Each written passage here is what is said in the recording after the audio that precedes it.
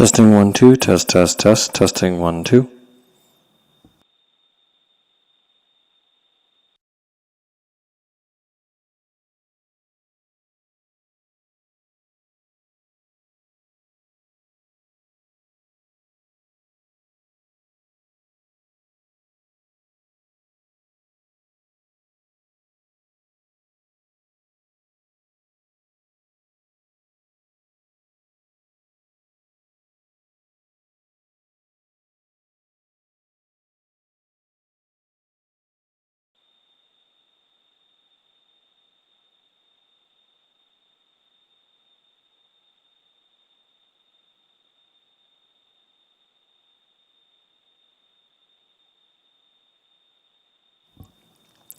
Testing 1 2, mic check, testing 1 2 3.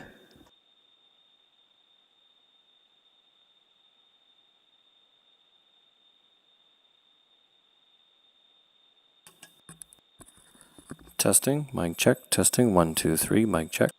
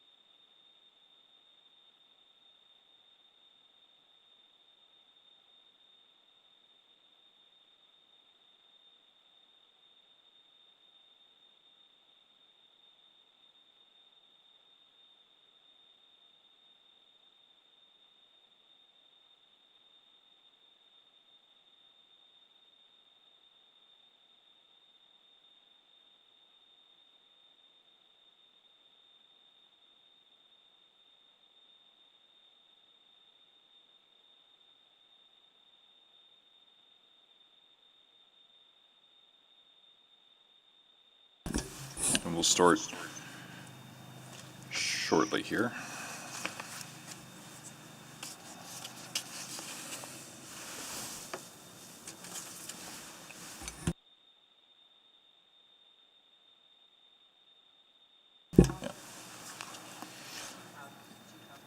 Yep, I do. Okay. Good morning and welcome to the August 31st City Council regular meeting, continuing next Wednesday, or this Wednesday morning if necessary. We'll see if we need it. I'd like to welcome everyone in attendance and begin by recognizing the traditional land on which we're gathered today, which is Treaty 6 territory, and recognize specifically the diverse Indigenous peoples who have called this land home for centuries or millennia, in some cases the Cree, the Dene, the Saulteaux, the Blackfoot, and the Nakota Sioux peoples, as well as this being one of the great homelands of the Métis Nation.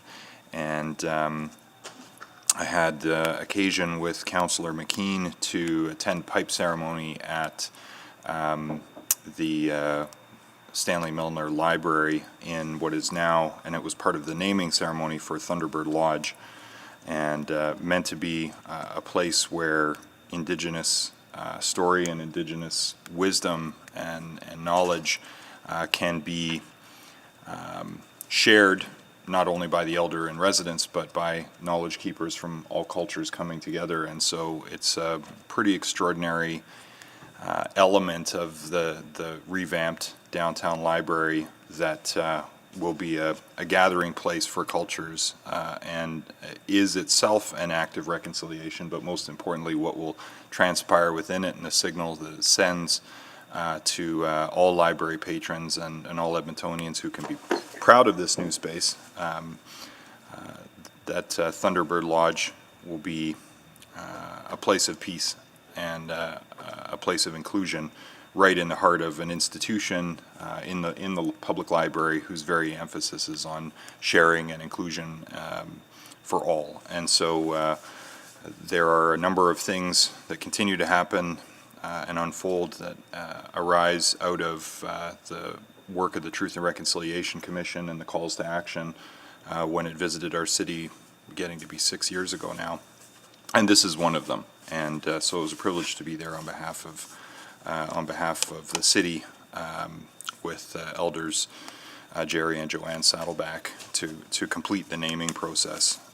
And I encourage members of council and the public to go check out the new library and in particular the Thunderbird Lodge space. It's quite stunning. Okay, so now need a roll call to just establish attendance. I will start this morning with Councillor Zadek. Mr. Mayor, I am here. Good morning. Councillor Essinger. Present. Welcome. Councillor Hamilton. Here in person. Yes, hello. Councillor Henderson, also here in person. Live and direct. On the other flank. Councillor Knack. Good morning, Mr. Mayor. Good morning. Councillor McKean. Good morning. Good day. Councillor Nicol. Good morning. Hello. Councillor Paquette. Councillor Paquette. Good morning. Good morning. There you are. Councillor Walters. Good morning, sir. Hello. Councillor Banga. Present. Good Welcome. morning. Thank you. Councillor Cartmel. Good morning. Good morning. And Councillor Katerina. Yes. Excellent. All right, that's a full deck. So I need a motion now to adopt the agenda. There is two additions.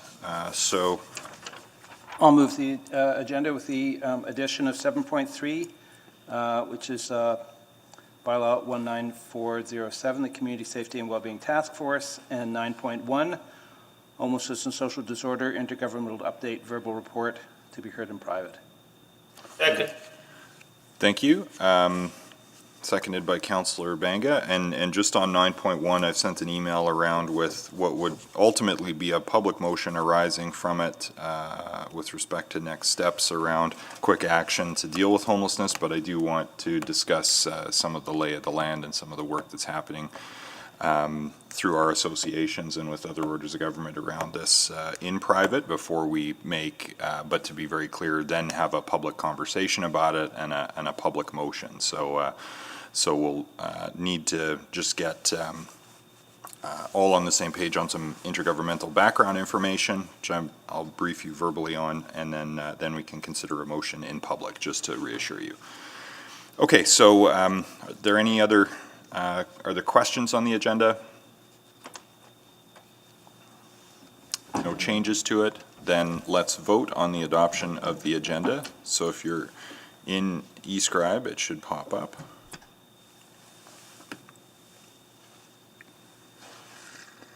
Do you have all the votes? Councillor Paquette, Councillor Walters, do you have the votes?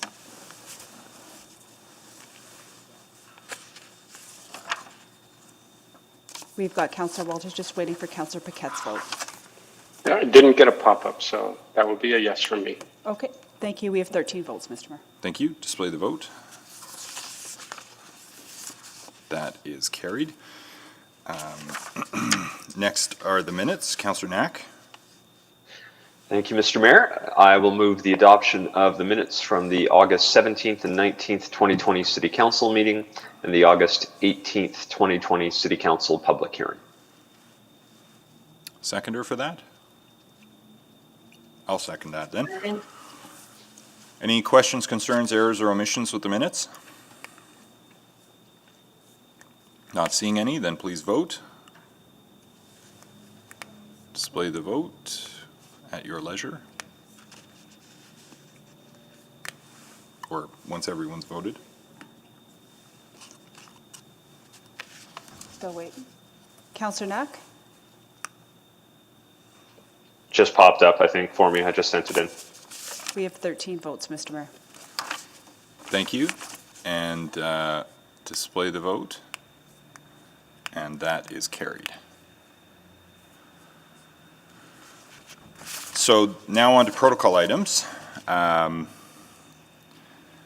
would like to take a few moments today to welcome and thank our city's Indigenous artist in residence, Melissa Jo M.J. Belcourt, who has held this position since January of 2019 and will sadly soon be leaving us. Now, for those of you who may be unfamiliar, the Indigenous Artists in Residence program showcases the work of talented Indigenous artists. This particular program was inspired by other Artists in Residence programs here at the city, but this one is unique because it's a partnership between the Edmonton Arts Council, the City of Edmonton Indigenous Relations Office, and Indigenous artists and knowledge holders. This program was formed to help find new paths to showcase the diverse cultural, social, and economic contributions Indigenous artists bring to each city, to our city each day. And MJ currently has a virtual exhibit titled Feeding My Spirit. The exhibit features nearly 24 pieces created by MJ, and each piece is part of her artistic journey and tells the story of her life. And so I strongly encourage anyone to go check this out and use this exhibit as an opportunity to view, share, and reflect on the meaning of these pieces. So whether or not we're artists or creative types ourselves, art does have the power to impact every single one of us. Art helps us to tell our stories, to start conversations, and look beyond our own experiences to better understand the lives of others. And so to MJ, your creativity, your dedication, and of course your artistic talent are testament to the variety of talents that we find across our city. And so we are lucky today to have you joining us virtually to share some of your work and give us more background on some of your pieces. So welcome, MJ, and thank you for your commitment to the Artist in Residence program. Good morning. The floor is yours. Good morning. Thank you so much. Well, Tansei. Well, first I'd like to express my appreciation for the opportunity to be the Indigenous Artist in Residency for 2019 and into 2020. It has been an honor and a privilege to create the works that tell a story about my culture. In the spirit of reconciliation, there has been a new interest in Indigenous cultural arts and history sought from Indigenous elders and cultural teachers. This year has been full of presentations, workshops, and art installations, and I've strived to foster a cross-cultural dialogue through which this residency could explore and educate Indigenous artists, teachings, and practices, and bring a unique and original creation of Indigenous art. The focus of my commission piece, The City as Connector, entitled The Miskouchi Waskahagan, has been in the preservation and recognition of Indigenous history, past and present. Edmonton's history is told through Indigenous cultures and arts, of beadwork, high tanning, quill work, moose hair embroidery, fish scale art, and more. Through the creation of this piece, I've been able to share my knowledge with members of my community, and it's the combination of technical Indigenous artistic knowledge and hands-on learning that enriches the understanding of the artistic process. Also, it is through this shared experience and knowledge that our traditional ways are passed on generation to generation. With this growing interest in Indigenous arts, many are seeking land-based teachings, which my current residence offers, as there is room for this type of interaction. I've provided a number of high tanning workshops, and many have shown great interest and have come back to learn more.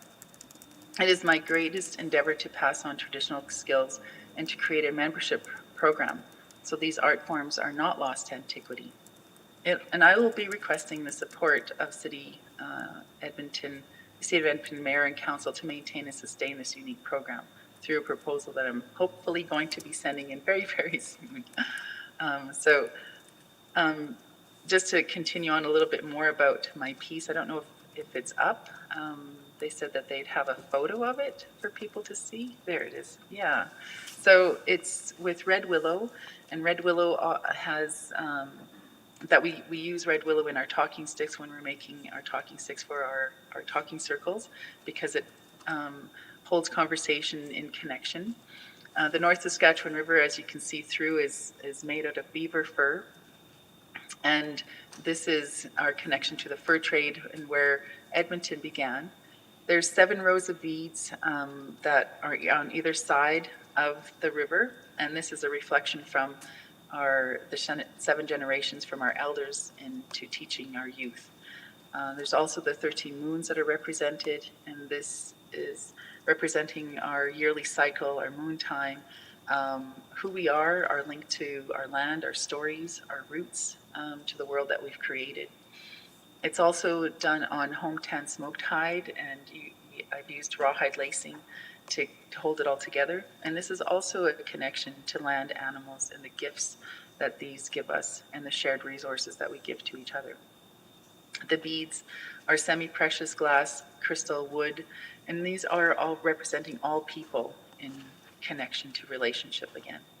And there's a little symbol in there that I beaded that's representing "you are here," and that is also to sort of just a reminder to know where you are, know where you've planted yourself, and to reach out from this place to learn about the history, the prehistory of the people through that Indigenous lens, and to listen to those old stories.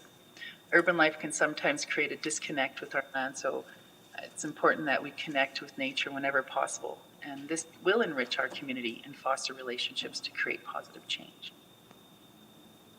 Thank you. Thank you for the opportunity to speak this morning.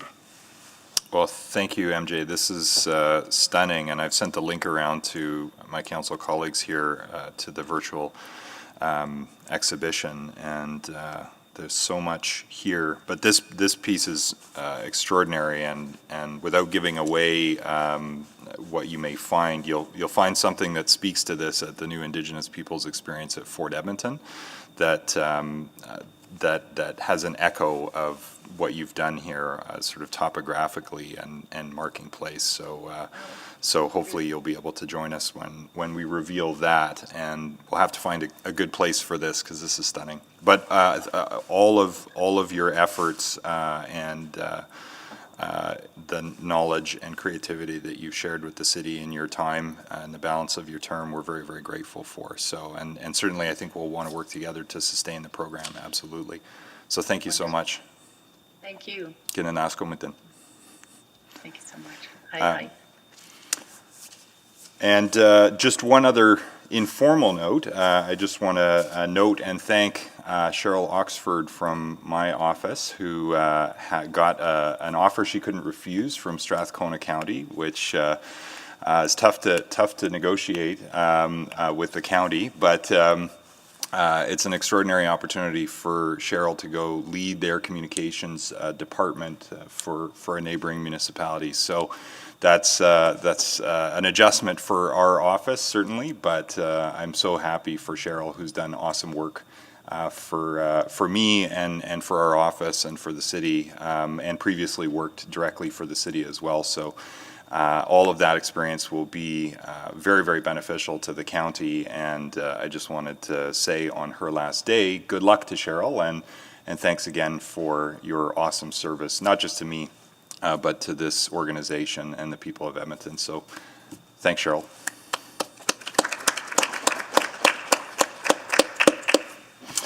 Okay, those are the protocol items we have for today.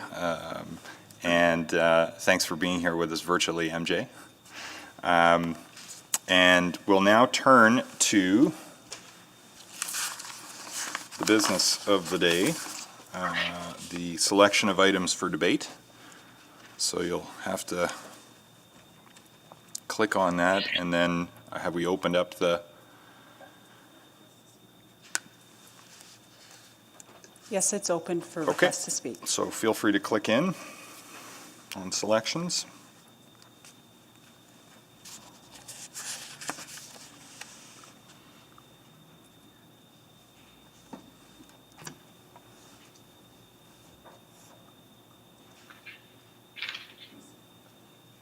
Henderson, McKean, and Councillor Knack, and we'll get the Okay. time. to speak. Councillor Henderson? 7.3. Yeah, I suspect others will get selected. Well, I might, yeah, no, I'll let others do others. That's the one I need. Okay. Councillor McKean? Yeah, I was going to do 7.3, but I'll take the in private. Okay. Got it. Thank you. 9.1 is selected by Councillor McKean. Councillor Knack? Thank you, Mr. Mayor. So with 7.3 already selected, I guess 6.3, 6.4, please. Those are kind of a big deal. Thank you, Councillor Knack, for capital financial update and the operating financial update. Councillor Essinger is next. I would like 6.5. Thank you. Councillor Essinger has taken 6.5. Councillor Nickel? 6.2 and 6.8 for voting purposes only. Okay, let me just see if anybody wants 6.2 or 6.8 for anything other than voting purposes. Okay, we'll just vote on them separately when we are working through the consent items. So thank you. Was that 6.1 and 6.2 since they're cross-referenced, or just 6.2, Mr. Mayor? 6.2 is the decision report. 6.1 is the information report. So so I only heard Councillor Nickel select 6.2. Okay. Are there any other selections this morning?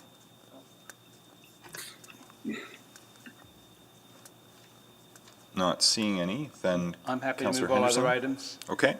So that would be 6.1, 6.6, 6.7, 6.9, 6.10, 6.11.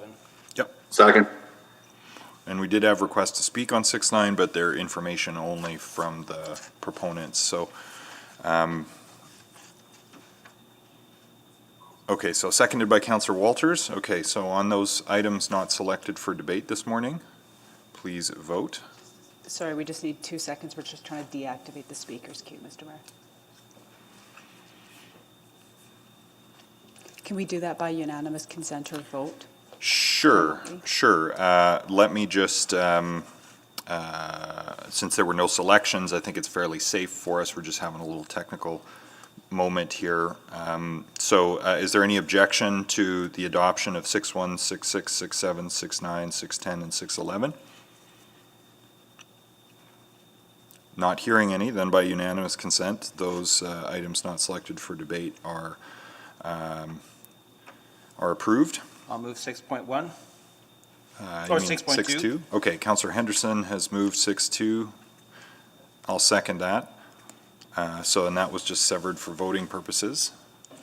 Are we able to do a technical vote now? Yes, we can, Okay. Mr. Mayor. Thank you. Please vote on 6.2, the Downtown District Energy Initiative Winspear Agreement.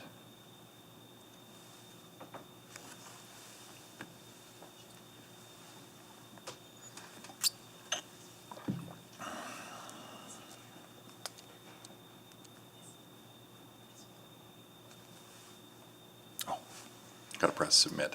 We have 13 votes. Display the vote. And that is carried 9-4. I will move 6.8. Okay, on approval of expropriations Valley Line West. Second.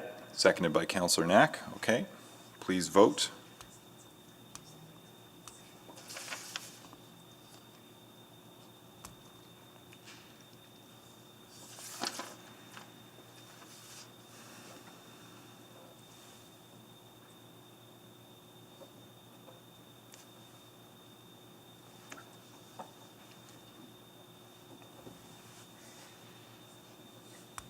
We got 13, Mr. Mayor. Display the vote, please. And that is carried 10-3.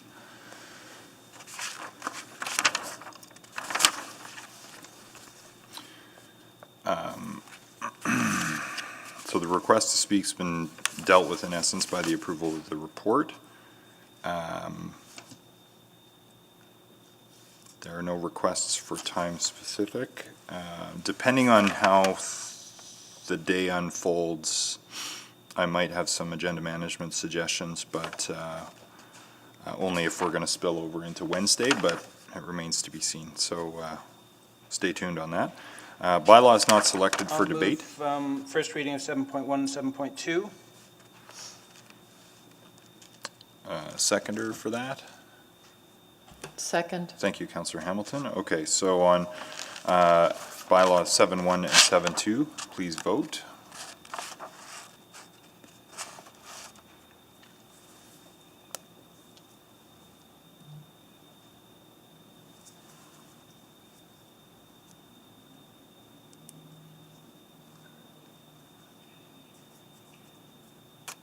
Just waiting for 2, Mr. Mayor. Councillor Katarina, Councillor Paquette. We're good to go, Mr. Mayor. Thank you. Display the vote.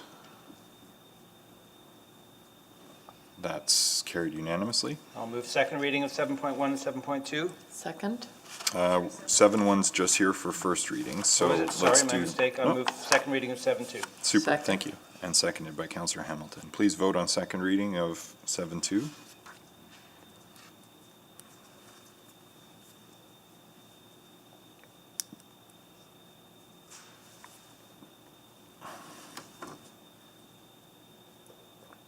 Good to go, Mr. Mayor. Thank you. Display the vote. Carried. And I will move consideration of a third reading of 7.2. Seconder. Second. Thank you. To allow third reading to proceed, please vote.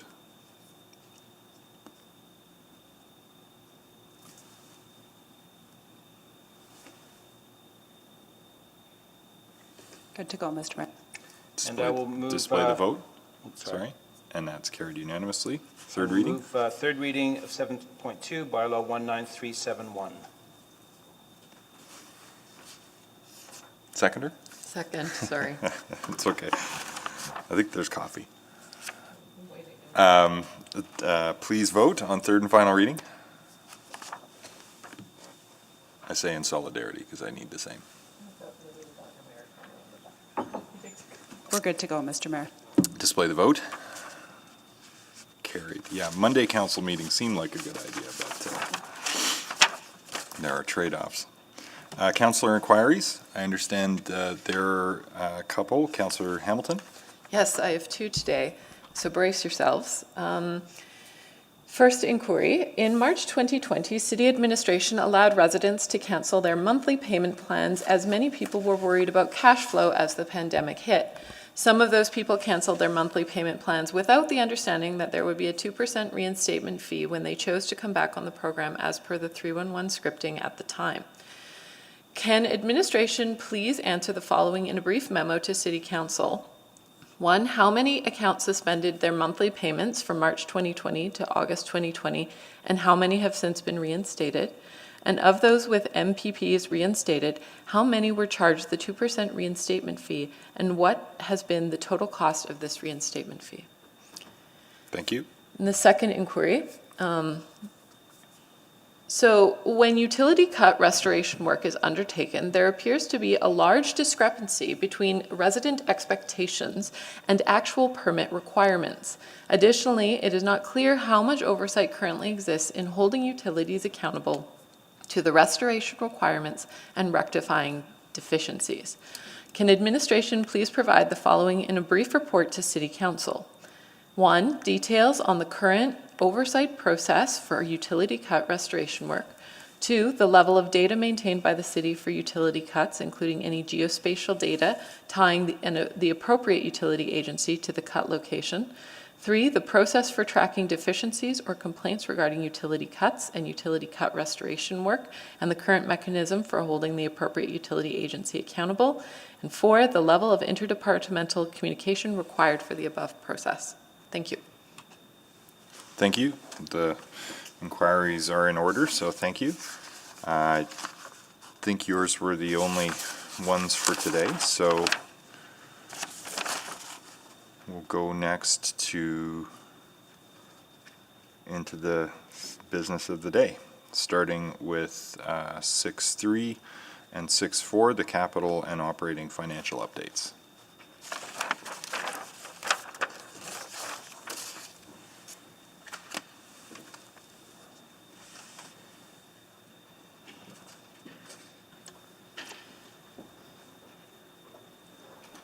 Morning, Mr. Mayor and members of council.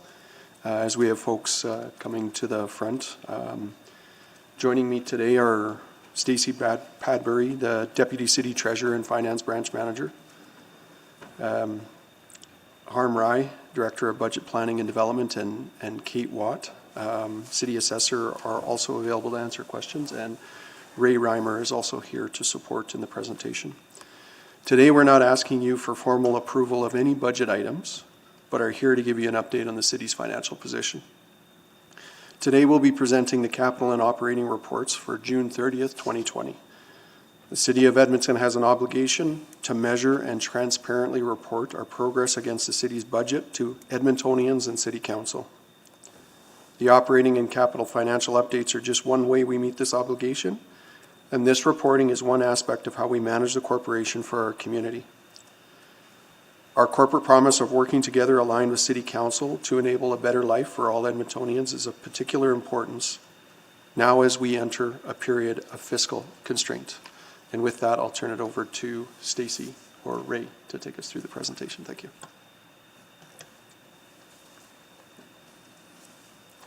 This report provides the June 30th, 2020 financial results for capital, an update on significant capital profiles, and results against the 19 to 22 capital budget, including an update on debt and economic indicators as they pertain to capital.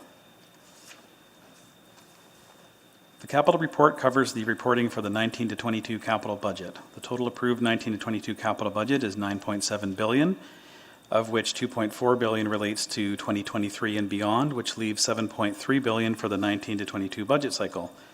This report includes the reporting of the entire $9.7 billion budget.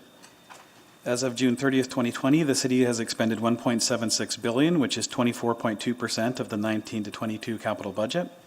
For comparison purposes, $1.24 billion had been expended for the same period in the 15 to 18 budget cycle, which was equal to 20.7% of the total budgeted spend in the previous budget cycle. Expenditures in 2020 up to June were $0.49 billion, and the projection for 2020 is $1.97 billion. The June 2020 report includes 81 capital profiles that are considered significant compared to 75 reported in December of 2019. These 81 profiles provide 88% coverage of the total approved active capital budget. This report has added 6 new profiles, which are listed on the slide, that meet the definition of a significant profile.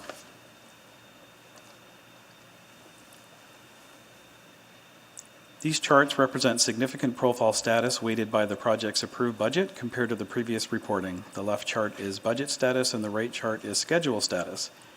The previous quarter is displayed alongside the current quarter to visualize the trending of a project status through the cycle.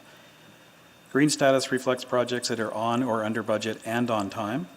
As at June 30th, 2020, a total of 59 capital projects are reported as on time and 77 are reported as within budget.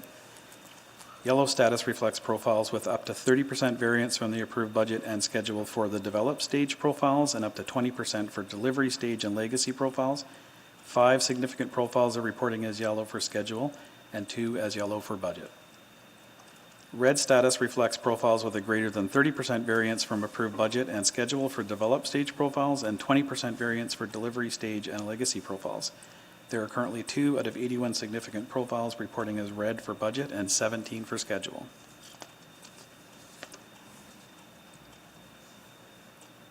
The city is subject to limits both for total debt and debt servicing, which is principal and interest payments on debt, by the Municipal Government Act. The total debt limit is 2 times the city's consolidated revenues, and the debt servicing limit is 35% of consolidated revenues.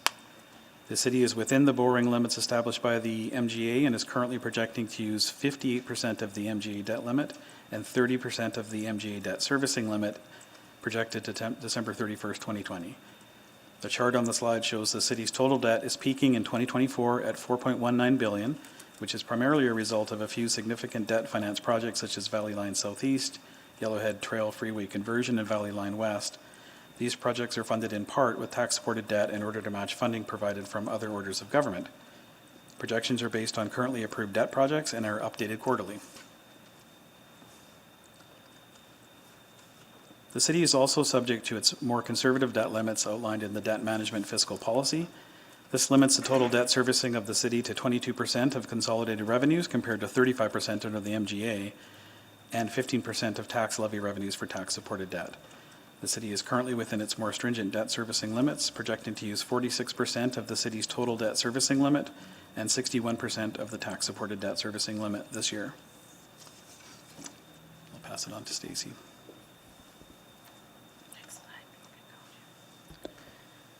The operating report reflects the year-end operating results compared to the approved budgets for tax-supported operations, enterprise and utility operations, and community revitalization levy programs, and also provides an update on specific reserves. As seen by the blue line, the June year-to-date results for tax-supported operations is $3.4 million unfavorable compared to budget. The year-end projected position for tax-supported operations, as shown by the black line, is $23.8 million unfavorable compared to budget. The May operating report presented to Council on July 6th showed unfavorable year-end projected budget position of $16.9 million. The increased deficit reported for June is mainly caused by increased personnel costs and other various cumulative factors across tax-supported departments. The federal and provincial governments have announced funding to help cover operating and transit operating costs and transit operating costs as part of the Safe Start Restart Agreement. As final amounts and conditions are not known, these amounts have not been reflected in this report. This table provides the full view of tax-supported operations projected variances. I'll explain some of the main factors contributing to both the year-to-date and projected year-end budget variance. Additional details of other cumulative year-to-date and year-end projected variances from budget are included in the report. The main factors contributing to the variances include gas franchise fees, currently $3.8 million greater than budget, are projected to be $3.6 million greater than budget by year-end. The budget for gas franchise fees was adjusted downward with the pandemic adjustments and is expected to result in, as the pandemic was expected to result in lower commercial gas volumes, but actual results have been consistent with the original budget. Year-to-date costs specific to COVID-19, including PPE, are higher than budget. These materials are mostly disposable face masks and other sanitation products. These are not the complete PPE costs, but only those that are recorded centrally. Other costs may be embedded in the budgets of other services and programs. These costs may increase depending on health guidance. Transit fare revenues are projected to be $4.6 million lower by year-end, as lower ridership is expected and no UPass revenue is anticipated from post-secondary institutions for the fall term. This is in addition to the budgeted reduction in transit fare revenues of $56.7 million in April. Tag and fine revenue is lower than budget due to reduced parking enforcement tickets since the start of COVID-19. The year-to-date and projected road services capital recoveries are unfavorable as a result of delays in detour and pavement marking programs and lower than budgeted interdepartmental recoveries for infrastructure maintenance paving operations as a result of COVID-19. The unfavorable year-to-date budget variance of $7.1 million for personnel costs is mainly due to less than budgeted personnel savings, as some temporary layoffs related to COVID-19 occurred later than anticipated, and there are some higher than expected costs as a result of COVID-19 service level changes for transit and recreation facilities. Higher personnel costs of $5.9 million projected to year-end are due to staff returning to work for the phased recreation center relaunch and higher personnel costs due to the timing of temporary layoffs.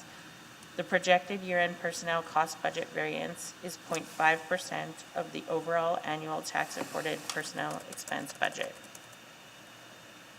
Moving on to enterprise and utility operations, you'll notice that waste services has an $8.4 million favorable year-to-date variance due to lower contractor demolition costs for the Edmonton composting facility as a result of slower than expected progress and less demand for feedstock from the refuse-derived fuel facility. The $5.9 million favorable year-end projected variance is mainly due to expected contract savings for organics processing and lower personnel costs due to vacancies. This is partially offset by lower revenues. Land Enterprise has no significant year-to-date variances and is currently projecting to end the year at $2.5 million lower than budget due to market conditions and delayed land sales. Blatchford Redevelopment has no significant year-to-date variances and is currently projecting to end the year $2 million lower than budget due to market conditions and delayed land sales. The Blatchford Renewable Energy Utility has no significant year-to-date or year-end variances, and the 3 CRLs for Belvedere, Downtown, and the Quarters have no significant year-to-date or year-end projected variances. The next 2 slides deal with specific reserves. The projected balance of the Financial Stabilization Reserve for 2020, based on the approved budget transfers from the reserve, is $140.2 million, which is above the minimum balance of $115.3 million, but below the target balance of $191.3 million. This balance does not reflect the projected year-end tax-supported deficit. Administration continues to monitor the FSR balance for the remainder and will do so for the remainder of the year and will provide updates through regular monthly financial reporting. The year-end projected balance for the Planning and Development Reserve is $2.1 million, which is below the minimum target. Council approved an exception to meeting the minimum balance until December 31st, 2022. Administration will return to Council in the fall of 2020 with a fiscal strategy to improve sustainability of the business model. This may include revisions to the business model. For Traffic Safety and Automated Enforcement Reserve, the projected year-end balance is $8.9 million, which is above the minimum required balance of $2.3 million. A detailed reserve schedule for the period of 2020 to 2022 is included within the report. The previous provincial budget included a reduction in the city's share of automated enforcement revenues. The 2020 to 2022 budgets have been updated to reflect the reduced revenues and the impact to expense budgets. With the reduced revenue, the current budgeted 2020 available funds in the reserve will be below the minimum reserve balance of 5% of budgeted annual revenues. To summarize, the financial situation in 2021 does not show many signs of relief. Administration is fully focused to work alongside Council to manage through these difficult financial times. With that, in terms of next steps, as you can see, we are working towards providing information to support these decisions in the fall. In September, we're going to be providing Council with a report with administration's project recommendations for the provincial municipal stimulus program. We're estimating that is approximately $115 million of the $500 that has been announced by the province. We plan to come back in the fall with an updated COVID forecast and the fall 2020 supplementary capital budget adjustment report with recommendations on how to achieve a potential 2021 tax increase as well as offset the impacts of the COVID 2021 operating budget. Findings from the prioritized budget exercise will be used as a basis for these recommendations. In addition, we'll return in spring 2021 with preliminary year-end financial results and the spring supplementary operating budget adjustment report. At this time, we would provide recommendations to offset the actual COVID impacts experienced in 2020. We would also suggest other adjustments required to the 2021 operating budget to offset the ongoing impacts of COVID-19 if needed. In spring, Council will also approve the final 2021 tax increase if there is one. Though the information presented is subject to change, to provide some assurance that relaunch activities and financial assessments are sound through the pandemic, we've developed cohorts to gather information and to be as responsive as we can be. We're partnering with FCM. We have relationships with big cities. The Reimagine team is closely connected to the budget, and Council working group partners is ensuring we learn together with partners in addressing the challenges that are before us. This information sharing supports key components of the financial forecasts and allows us to refine them as we progress. We're happy to take any questions that you have. Thank you very much. Councillor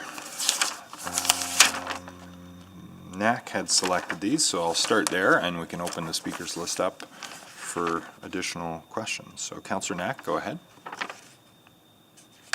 Thank you, Mr. Mayor. Yep, my sound is on.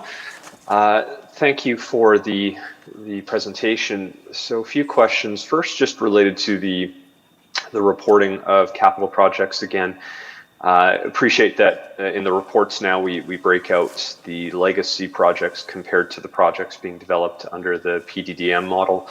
I'm curious if there's any thought being given to providing some of those visual charts similar to what we do on all that, specifically related to the projects developed under the new model.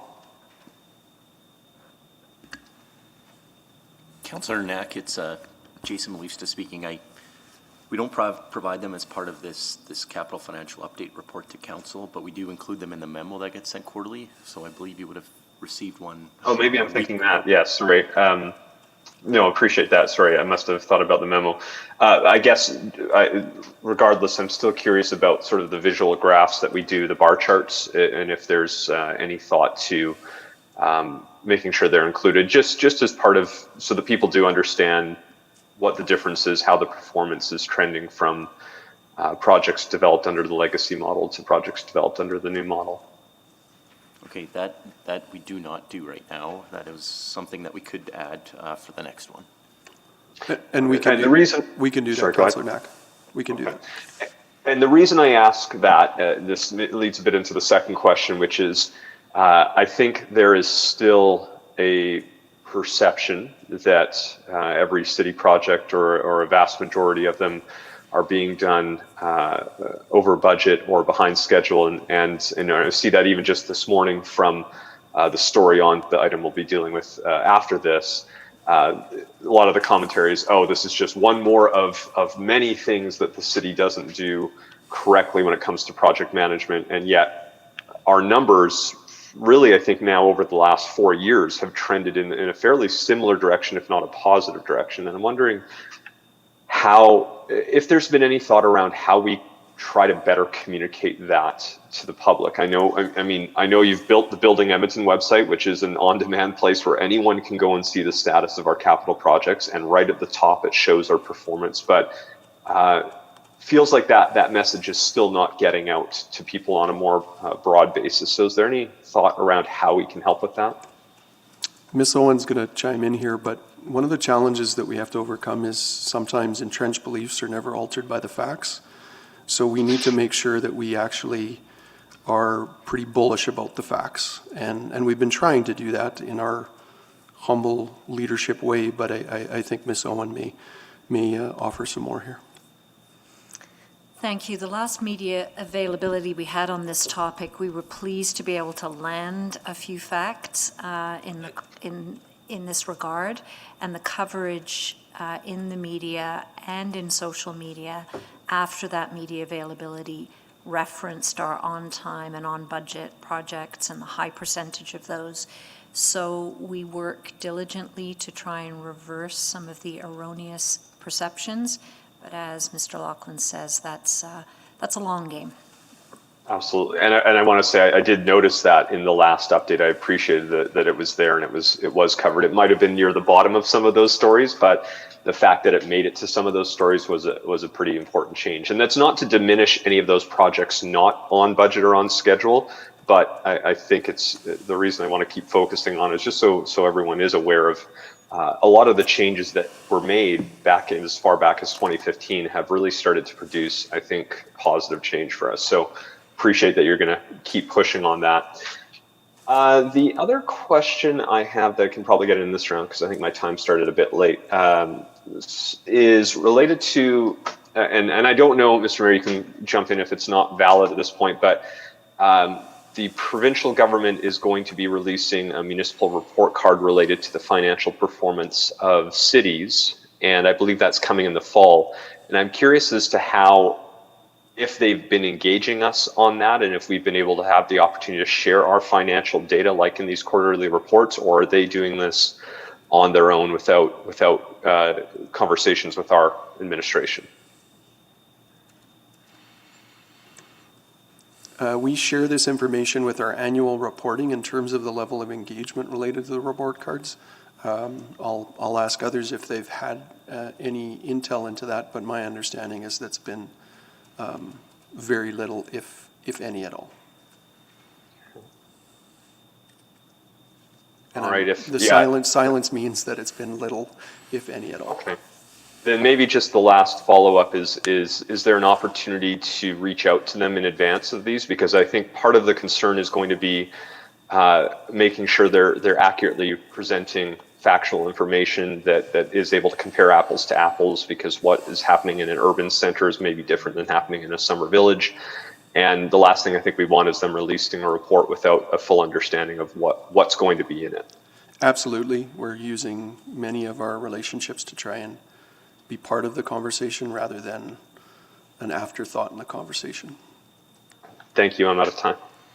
Thank you. Councillor Nicol. Thank you, Mr. Mayor. On attachment 3, it says the interest rate on a 20-year debenture as of June 30th, 2020 is 2.257%. Down from our 2019, where our debenture is 2.6%. So my question is, what is the total value of the outstanding debentures we have at the higher interest rate for tax supported? Councillor Nicol, that is not an easy question to answer on just the interest rate for that particular time period, but we do outline the debt by project in one of the attachments. We could get you and share by memo an attachment that has debt with the interest rate on it. Why is it a difficult question to answer? I don't understand. So in front of me today, I don't have the listing of every debenture every debenture has a different interest rate associated with it, depending on the date that we took that debenture out. Okay, so if you could prepare that memo, if we're with the permission of the chair, I would appreciate that information. Is that fine, Mr. Mayor? Sorry, say that again. I'm asking for the value of total outstanding tax-supported debentures at our 2.6%, and the debentures going forward are 2.25%. And they've offered to do a memo. I do want to point out that every borrowing that we make has a different interest rate associated with it. So every quarter we borrow, And each debenture, depending whether it's 10-year, 15-year, 20-year, 25, has a different interest rate associated with it. The interest rate in effect on the date that it was drawn. Okay, then I understand that entirely, but I'd like to get the understanding of what $100 million costs us for borrowing. And so whether or not it's this 2.6, 2.61, whatever, I think I'd like to get a total sum of what that number looks like. You follow my question? Going forward or retroactively or both? Well, we have debentures that are outstanding, Mr. Mayor. This is outstanding tax-supported debt. So I'd like to get the numbers on existing debentures that are out there and then going forward. Broken down by debenture? No, we can do aggregate sums. I don't see the necessity to do every debenture, given that they vary one point by another. So the average of the existing debentures? Yes. And what that costs us per 100 million versus the current interest rate that Yeah, we're getting? We have a number of debentures that are existing to date. Yes. And then there will be new issuing of debentures at a new interest rate. Yes. So I'd like to know what our position is with our existing debentures, what the costs are per 100 million, and then I'd like to know going forward at the reduced interest rate what that same number would look like. So on the basis of averages and the changing interest rates, we can provide some information. It certainly won't be to a level of granular detail, Councillor Nicol, but we can certainly provide that via a memo if it's suitable for the chair. Yeah, and I am fully cognizant that when you go to market, it's going to vary by a point here or a quarter point there. So, but I would like to get my head wrapped around a cost of $100 million on our existing debentures and then the debentures that we're going to be issuing going forward. I think that would be helpful for me. Okay, well, if it's just roughly the average previously and the number at the previous rate, I mean, I can do that if you want, but the administration can run those numbers and provide them in the second round of questions, I presume, at those different interest rates. Yeah, I didn't think it was complicated because it's, we have so much outstanding at 2.25%, and then we'll have so much outstanding when we borrow at 2.6%. Correct? So what administration told me that was a difficult number to come up with. But anyways, so let's see what we can do on that. How much time do I have left, Mr. Mayor? Out of time, but you can ask one more question since we were going back and forth there. Northwest Police Campus has had a 20% delay. How much of that profile has been expended of the 119 million to date? Councillor Nicol, it's Jason. I don't have the exact number of what's been spent to date, but it's approximately $105 million. The balance is related to the repair work. So the delays, had the roof been in a good state of condition, it would have been on time at the time, but the delay is largely associated with the outstanding deficiencies for that project. My question was around the amount. Okay, I'll come for a second round, Mr. Mayor. Thank you. Noted. Councillor Banga is next. Thank you. Just a few questions there. Ms. Padbury, for your department, the debt and debt servicing limit, if I'm looking at the curves, then in 2023 or 2022, we're at a maximum peak point, aren't we? So when you're looking at 2022, the shaded amount is 75% of the debt limit, and the actual debt limit is the bar at the very top of the graph. Okay, but does that give the future council any room to work with, or not much room to work with? So it does give you room. There's the room between the line and the top line is the room councils have to work with. As you will see, the debt goes out, it declines over time. Each successive year, as you add debt, it bumps it out. So it'll allow you more room to borrow in future years, and then you'll see it taper off in further out years. Okay. And then looking at text-supported variances, and looking at the slide again, some are pretty easy to understand, why they're in red, unfavorable. But the one I fail to understand is the personnel costs. Like, did we deploy more people? I thought we laid off people.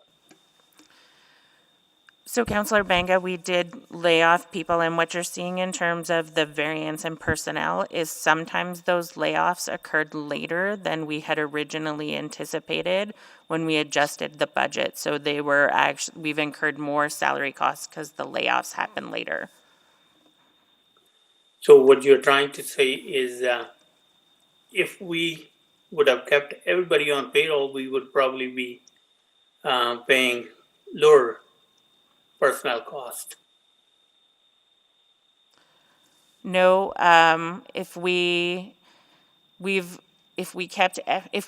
do layoffs, the personnel variance would be even higher than what you're seeing here. What you're seeing here in terms of a variance is layoffs happen later and for a shorter period of time than we anticipated because we relaunched some services. Okay. I'm still confused in this thing. If we would have just kept everything going the way it was, we say the later layoffs actually, we didn't know before the start of the year that we're going to be in this predicament. But we got, I guess, higher variances on the negative side. I mean, unfavorable. I don't know why I fail to see that. Councillor Benga, it's Adam. The budgets had been adjusted based on the layoffs that we had identified once the pandemic hit, and that was part of the spring budget adjustment that council approved. And what Ms. Padbury is identifying is that on the basis of what our projected budget allocation based on the adjusted amount, the layoffs and the budget or the personnel reduction was slower than what we had originally estimated, based on the effort to work through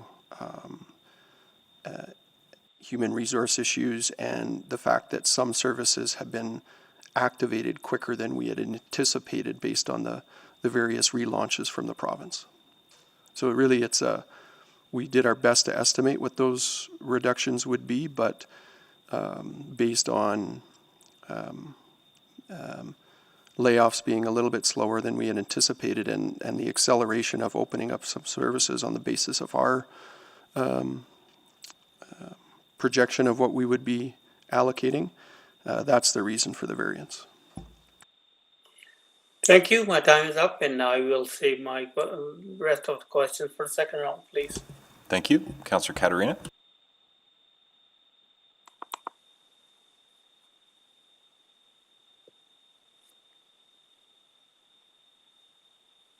Councillor Katarina. Okay, I'll go ahead to Councillor Henderson and loop back around to Councillor Katarina. So a number of questions. So as I see it, in the kind of worst case scenario, what you're projecting could theoretically, if we're right, still be intolerance without putting us below the minimum of FSR, correct? So we have about a 3 million window there? That's correct, and Yeah. we have other strategies that we can Right, employ. and that's sort of what I was curious about is, you know, what other, so we're not necessarily assuming that that would be the answer, but in a worst-case scenario, we're not in a position right now from what you're projecting where we'd have to go below the minimum of FSR. Correct. But if we go down close, we're going to be paying for that for a number of years to build that back up again, which is part of, so, you know, there's what we do next year and what we do this year, you know, we're rapidly losing our room to move, I suspect, this year. But it will have future consequences. Current consequences, probably we can do it without anything dire happening if we eat into the FSR. Correct. If we don't choose another path and rely on the FSR, our flexibility next year is quite constrained. Yeah. So, how close, you know, and I realize we just don't know, but in terms of relaunch, you're projecting forward to the end of this fiscal. What kind of projections of relaunch costs is that based in? I mean, obviously we're still, I suspect we're going to be, I suspect there's going to be an expectation from citizens of us ramping up services as relaunch continues. Is that what you've used to project forward that 22 million shortfall? Yeah, so the projections are based on what is open at this point in time, plus an assumption around what are we expecting to open between now and year end. And then we choose the most likely scenario for revenues associated with that. And there's no way to know that for sure, but that assumes transit going back as of today, I think, or tomorrow.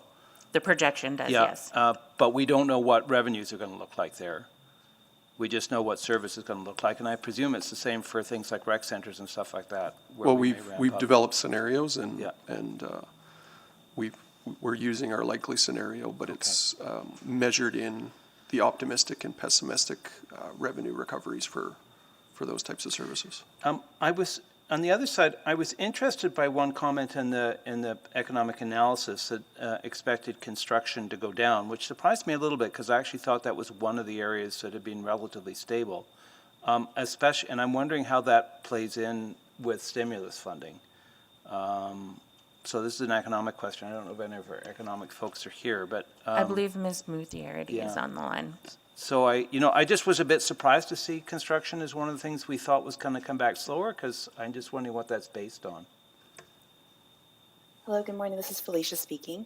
So in terms of the expectations that were built into the spring forecast, we actually took a more pessimistic view given expectations of lower sentiments and lower consumer confidence. So built into that was the assumption around lower housing starts activity and also elevated levels of vacancy rates in commercial office spaces. What we didn't know at the time of when the forecast was finalized were funding commitments in terms of infrastructure projects and other ways of stimulating economic growth. So when the fall forecast is being finalized, we'll be taking these considerations in, and this could ultimately impact our expectations in terms of recovery in the construction sector. Fair enough. And interesting, I don't know if it's happening here, but I know in other parts of the country, the real estate market has been much more active than anybody predicted for reasons that nobody truly understands. But that would change those kind of projections, I would guess, as well. Yeah?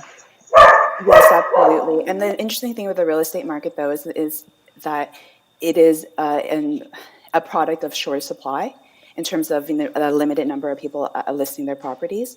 So it's a bit of an anomaly when we're looking at real estate trends, especially coming out as the economy opens up again. Great, thank you. And then just one other, just to clarify from Councillor Nichols' question, because I think he meant this, but in actual fact, our borrowing costs now are 3 points lower than they were this time last year, correct? That's correct. In all categories, interest rates have gone down. And I'm guessing, is the curve fairly flat? I haven't seen that for a while. As long-term is probably, we're getting good rates on long-term. It's not just short-term that's low, correct? Correct. We're getting favorable rates across all borrowing windows. Right. So it would be interesting to know how much cheaper borrowing would be, therefore, on stuff going forward. I think that is a really interesting thing for us to understand right now, and that's and I think Councillor Nichols' question will give us a feel for, and that will, even on projects that are approved but we haven't yet borrowed for, that should bring their costs down, correct? Correct. And I actually have some numbers, so I can answer at least part of that question. If you average all of our outstanding debt, the average interest rate is about 3.7%, which would be $7.1 million a year in annual debt servicing. That, assuming 2.6 as the interest rate, would be $6.4 million in annual servicing, and 2.25 would be $6.2 million in annual in annual debt servicing, and those are for $100 million borrowed. For 20 years. Yes, for 20 years. Yeah. Great. Thanks, Okay. I'm out of time. Thank you. Councillor, is anybody else on the first round We still? believe we got Councillor Katarina back on the line. Oh, Councillor Katarina, go ahead. That's a great book. Councillor Katarina?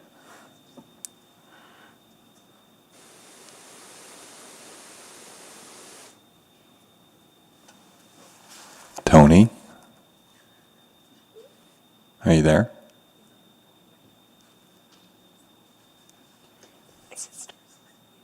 Councillor Katarina, you have, because you're on the phone now, it's star, you hit *69 to unmute yourself.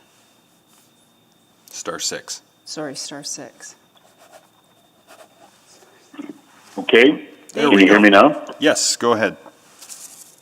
Okay, sorry about that. We lost the internet connection here. Mr. Laughlin, first of all, clarify what's 1% for this year's tax levy? 1% is 16.9 million. So the 23 million that we're anticipating at the year end, well, it's almost more than 1.5%, if nothing changes.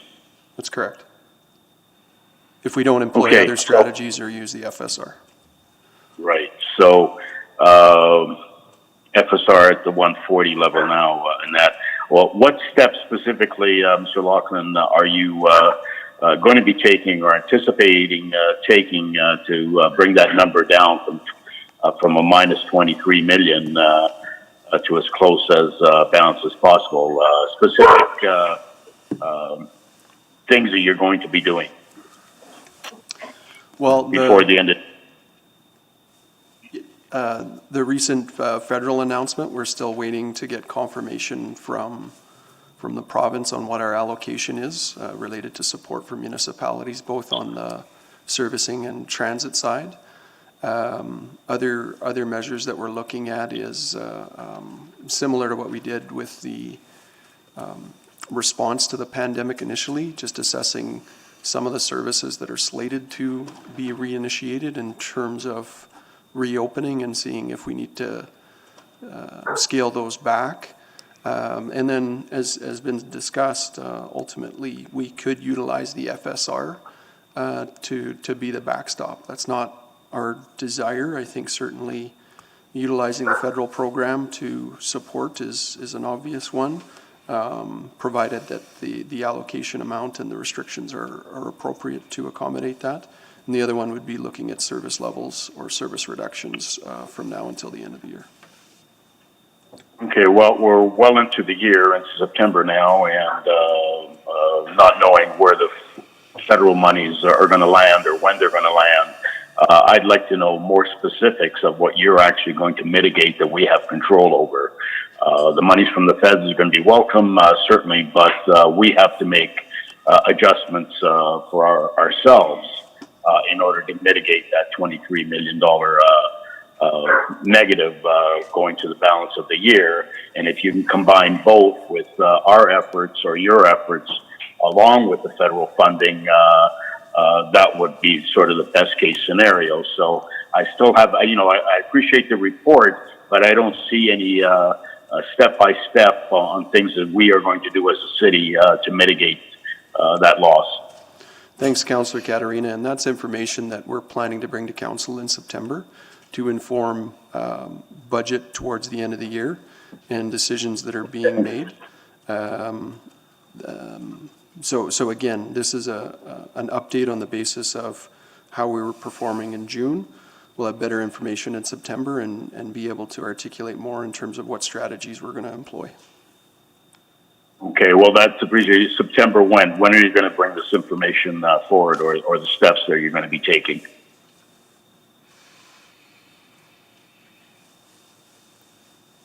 Oh, apologies. That was my mistake. That's for the capital. Councillor Katarina, if there is additional information that council needs related to measures that we're looking at for managing the $20 million deficit that we're currently projecting, we can share that via memo and provide updates as we have been throughout the year. Okay, that would be appreciated. And given that this information is to the end of June, we're already into September 1st, and the more time that goes by, the less chance or the less opportunity you're going to have to make adjustments. So I hope that the adjustments were made from June till now, and that we have further adjustments made till the end of the year for the best case scenario. So I welcome the memo and to be kept informed. Thank you. Councillor Katarina, we are managing the budget to the best of our ability during a pandemic with many pressures on different demands from a service level perspective, and we will make sure that council is informed in terms of the different approaches that are being considered and contemplated. Yeah, and the last comment is expectations should be managed as well too at this point. Both ours, yours, and the general public. So thank you for that, Mr. Loughlin. Just a question to the clerks between our two councillors on deck here, who would be ranking acting to pass the chair to. They're both saying 1, 2, 3 nodded, so.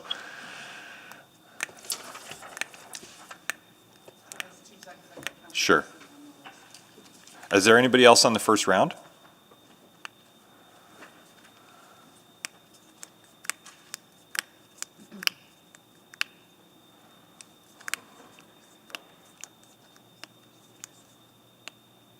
Councillor Henderson? Okay. Councillor Henderson, if you could take the chair. So I appreciate the report, and I mean, the capital one is sort of more normal course of business. I echo the comments about the dominant narrative about the City of Edmonton's competence, which overwhelmingly is solid, except for some high-profile exceptions that we've had, and what we've learned from them and what we're doing differently, which is a long story to tell. But are there any municipalities that deliver, or any organizations that deliver all their projects on time and on budget? All their projects, no. Unless they grossly overestimate everything all the time in order to avoid. I mean, you could, but you'd have to be disingenuous about your estimates, and you'd probably pay a lot more money to adhere to schedule. So that's the risk, right? Like if there's zero tolerance for things to be over, you're going to pay an awful lot more for certainty of time. That's correct, and I recall a conversation with a councillor who's no longer on council when we first created the infrastructure department that suggested, well, why don't we just ensure that our budgets and schedules have enough contingency so that we're at 100%. And what you do is basically handcuff or constrain your ability to use the resources that you have to deliver as many projects as possible. And we don't want to do that from what is sound project management. You want to do your best to quantify the risks and the mitigations and set your budgets and schedules accordingly. And your part of that job and our part of that job is risk management, not perfection. Absolutely, risk management and mitigation, and I think you've all heard me say this before, this is far from an exact science when you get into construction. Well, the Recovering Perfectionists Caucus can meet over lunch to discuss this further, but I'll pivot to the operating budget. I share a little bit of what Councillor Katarina was just reflecting on, that I mean, the end of June seems like a really long time ago. And it's just the earliest you could bring us a report, so that's fine. Normal course of business, we would have this kind of lag, but there's significant new information since then. The expenditure management kicked in before June, and so that prevented us from having a high 8 or low 9 figure deficit, which we would have had otherwise if we didn't undertake the expenditure management. So this is net of everything we approved in the spring supplemental operating budget adjustments, correct? That's correct. So So we had already made and I think it might be good to get those numbers, how much we contracted the budget by, as I'm not sure we've looked at it in those terms, because I'm sure we went from, 2.7 billion to less than 2.7 billion anyway. I think that's part of the story because the city was very quick to do expenditure management relative to other jurisdictions and other orders of government for that matter. And so this proposed or the potential deficit would have been a lot larger otherwise in the $100+ million range. that's correct, and Ms. Padbury actually has the amounts that you referenced. Oh, okay. That'd be good. So in April, we adjusted revenue down by 127.5 million, and we adjusted expenditures down by 81 million for a net adjustment of 46.5 million. So then to project a net deficit from what was previously a balanced position, you've also carved another 24 million in either higher revenue or lower expenditure, because we would have been projecting a higher variance then?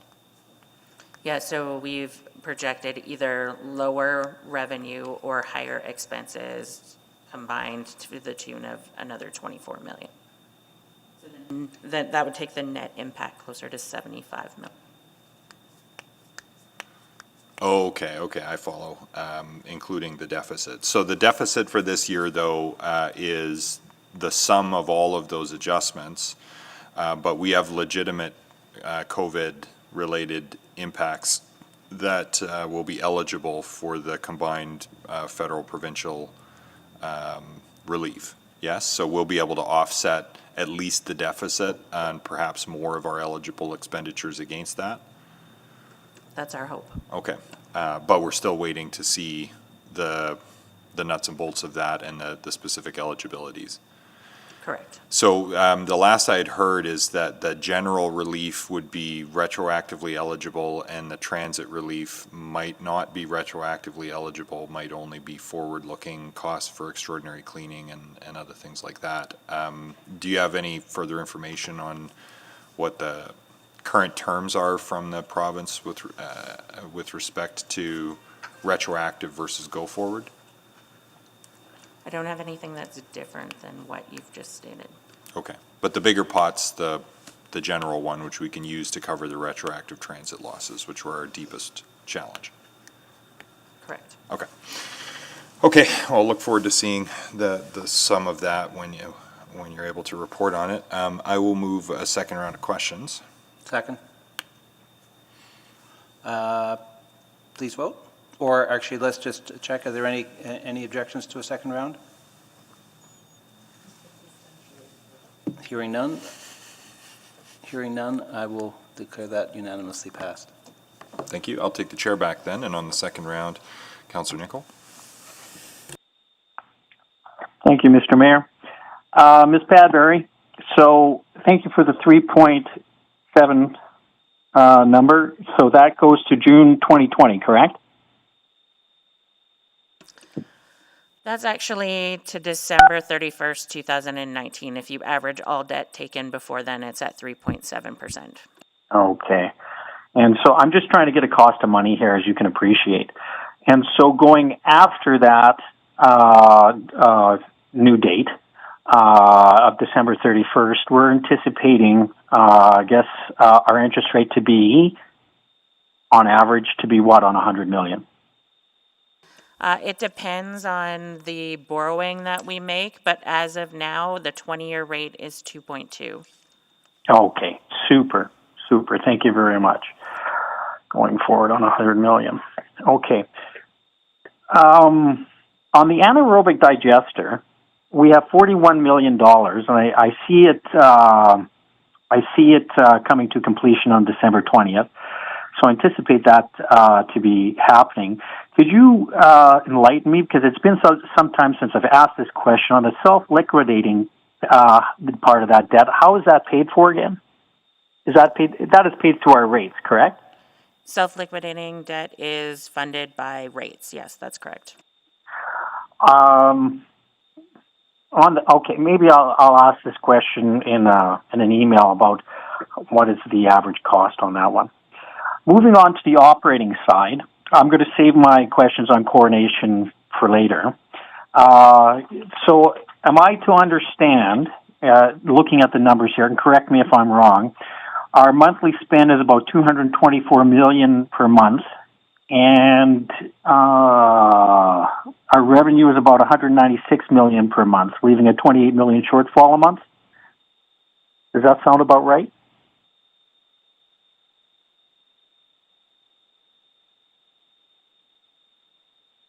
Just getting that information, Councillor Nickel.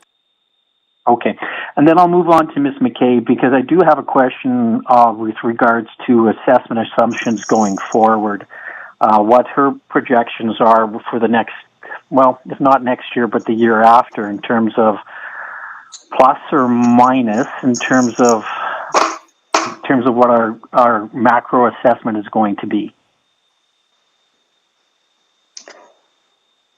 Councillor Nickel, are you, this is Stephanie McCabe here, are you talking with respect to the residential and non-residential markets? Correct. For development? Correct. Well, if you must have maybe I should throw this back to Ms. Padbury or Mr. Laughlin, in terms of what our projection is, in terms of what the value of our total assessment is going to be this year, next year, and the year after. If it's a total assessment, that would have to go to somebody in finance. Okay, thank you. That's my second question then. So with respect to the development side, we are seeing a bit of an uptake in the residential side right now. Our forecasts from the beginning of the year aren't as bad as we originally seen, and we have seen an increase in residential activity in terms of home improvement permits. On the non-residential side, we do continue to see significant declines from 2019 in the order of about 40% decreases on the non-residential side, and we are forecasting that we will continue to see decreases in 2021. I guess my only concern is back in the 1990s, we had a major write-down of our downtown assessment, which caused a huge gap in our budget. And so I just want to get a sense of the overall kind of projections of what administration is bracing for in terms of its macro assessment values. So those are my two questions, Mr. Mayor.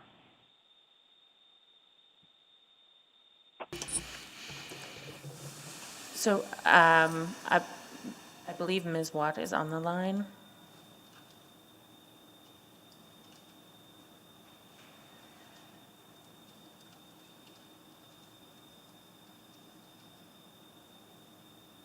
Oh, she's disconnecting now.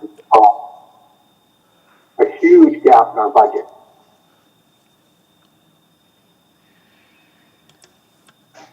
Councillor Nickel, while we're waiting for Ms. Watt to join, just on the question that you asked about expenditures per month, pre-COVID expenditures per month were around 250 million, and post-COVID 241 million.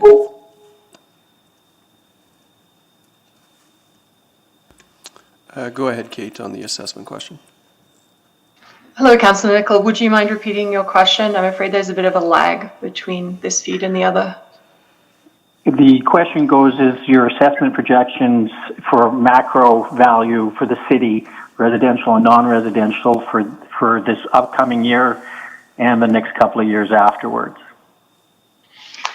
As you can appreciate, it's challenging to predict too far out because we are yet to see what the effects of COVID-19 will be on the macroeconomy as a whole. What we are looking at is probably not much change on the residential side and a decrease in the market valuation on the non-residential side. Okay, do you have a base assumption that you're working with?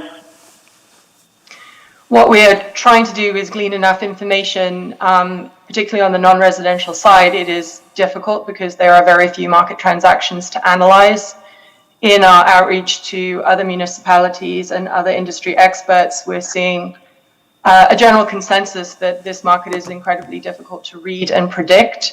Having said that, the assessment branch is attempting to get information directly from property owners on their experience with their rental rolls and their vacancy rates. And it's sort of on that basis that we are anticipating a general decline in most portfolios. However, we are still in the initial phases of analysis. So we don't have a number yet? Not yet, no. Thank you, Councillor. Okay. Next up is Councillor Banga. Oh, sorry, Thank Councillor Cartmel is still on the first round, so I'll go to him next. Councillor Cartmel.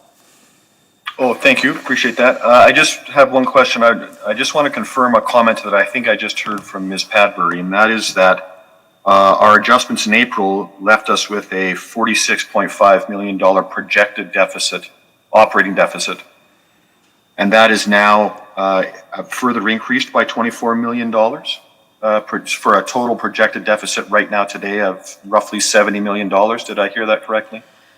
So I just, maybe it's the use of the term deficit, because when we adjusted the budget, that's correct. We had a shortfall of 46, which we accommodated in the budget.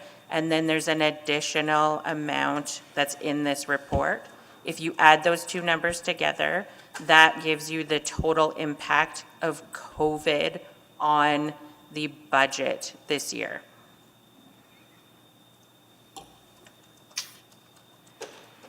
And we accommodated, is all of that accommodated in some way?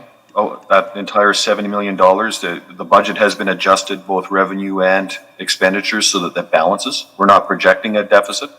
So when we made the adjustments in April, we reduced the transfer to the budget, the transfer from capital. Oh, that's right. Okay, and the pay-as-you-go. So there's a $24 million amount that's outstanding, and we'll adjust that in the fall. Is that correct? That's correct. That's correct. And it'll either be by backstop that we're anticipating from the federal program, or through different expenditure service level reductions. Whatever choices we make then. Okay, thank you. I appreciate that. That's all my questions, Mr. Mayor. Thank you. Councillor Banga. Thank you. A couple more questions. One is Blatchford redevelopment. I know year to date we're showing 0.4 million, but then in the next, I guess, year-end projection, they're showing 2.0 million in deficit or in the red. What are we expecting? What would that be? Councillor Banga, the projection is based on an annual basis, so the entire pro forma for the project is still whole. Effectively, what we're up against is that with the first stage of construction being complete, you have a higher expenditure on the infrastructure servicing side at the front end, but we hope to be able to recoup some of that cost and value through some of the land sales that are associated with stage 2, which will be coming up later this year. Okay. So essentially, it's on a one-year basis, and that money will flow back. So as a whole, when you add up all the years, it should be fine. So if you were to comment on the land sales in Blatchford, what will be your comment? So it's just a matter of what we have the opportunity to bring online to the market. So stage 1, the land has sold. We have homes that are being built until we have stage 2 up for sale. And if In speaking with Mr. Lumsden, the development manager, he has had conversations with a number of developers who have expressed interest in the land associated with Stage 2. So at this point in time, we're not anticipating any challenges with bringing that land to market. Okay, that's good to hear. And next question is about traffic safety and automated enforcement. I know we're in the green, $8.9 million. What we didn't do that we were supposed to do in this department, and what is the, I guess, advantage of having all this money sitting there rather than deploying it for traffic safety? So, Councillor Bang, it's Gord Sebrick here. We haven't deleted anything from the program. Everything that was approved last year is being delivered this year. The money that is in the reserve right now also represents the funding that would be needed for the next 2 years in the budget cycle. So those dollars haven't been allocated as we conveyed to council. We would be presenting the updated mobility strategy at the latter part of this year, and that would determine what the allocation would be of those dollars. Okay, so please make me understand. If this 8.9 million extra dollars sitting in there, they are not earning any money, right? Or minimum amount of money. Councillor Banga, we do invest excess cash for the city as a whole. Okay, so they're at least doing something. They're not just sitting there. Okay, and that's all my questions. Thank you. Thank you. Councillor Henderson? I just wanted to do follow-up to Councillor Nichols' questions around assessment, just to understand the implications of what we may be looking at. So I just want to run some thinking by and to see if I've got it right. So if non-residential, if there's a drop in assessment, assuming the drop is citywide and even, everybody would end up paying the same amount of tax. Their mill rate would change, but their tax wouldn't. Is that correct? Councillor Henderson, it's Kate Watts, the assessor. Yes, that is correct.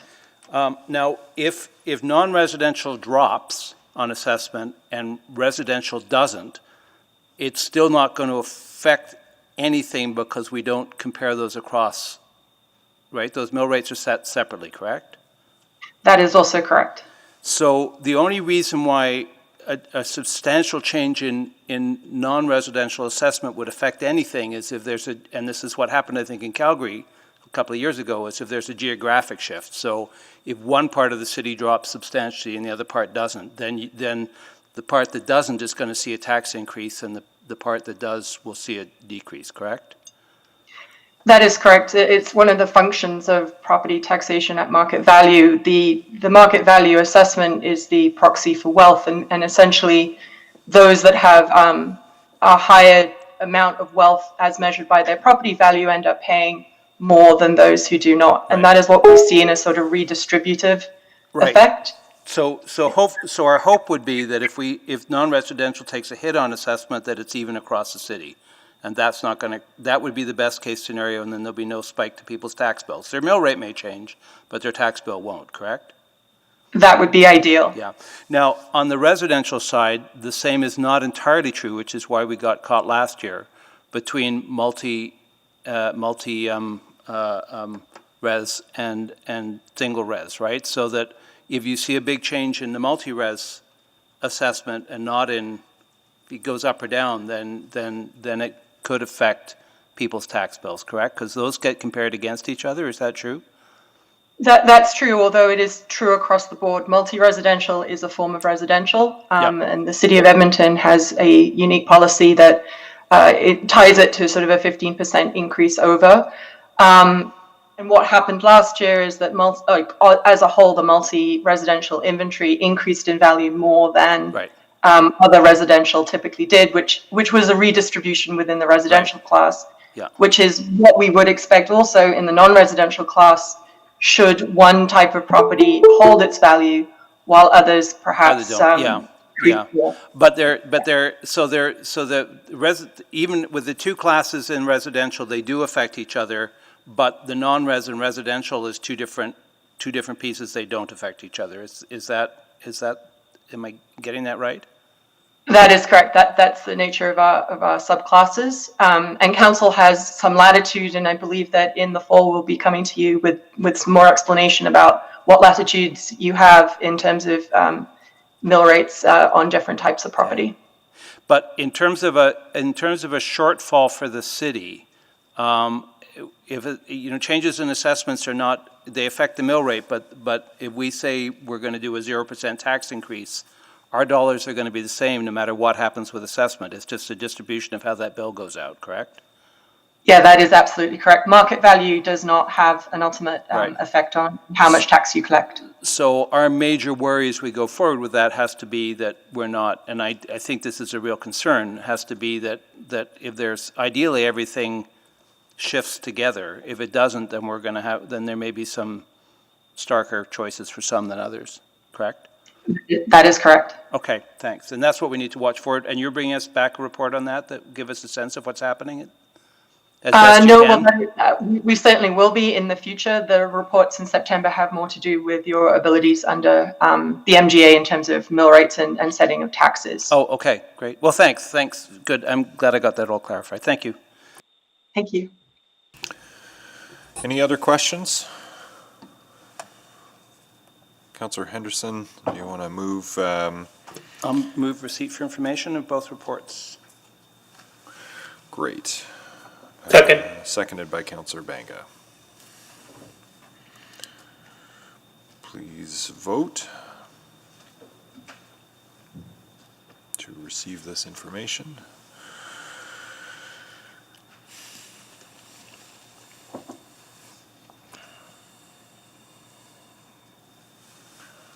We're just missing 3 votes. Councillor Katarina, are you able to vote electronically?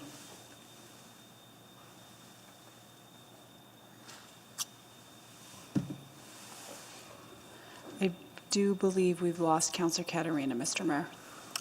Okay. We have 12 votes. All right. Well, we can proceed with that. Display the vote, please. And that's carried 12-0. And Councillor Katarina, if you are able to hear us, then we'll figure something out. Otherwise, we'll carry on. Councillor Katarina, are you there?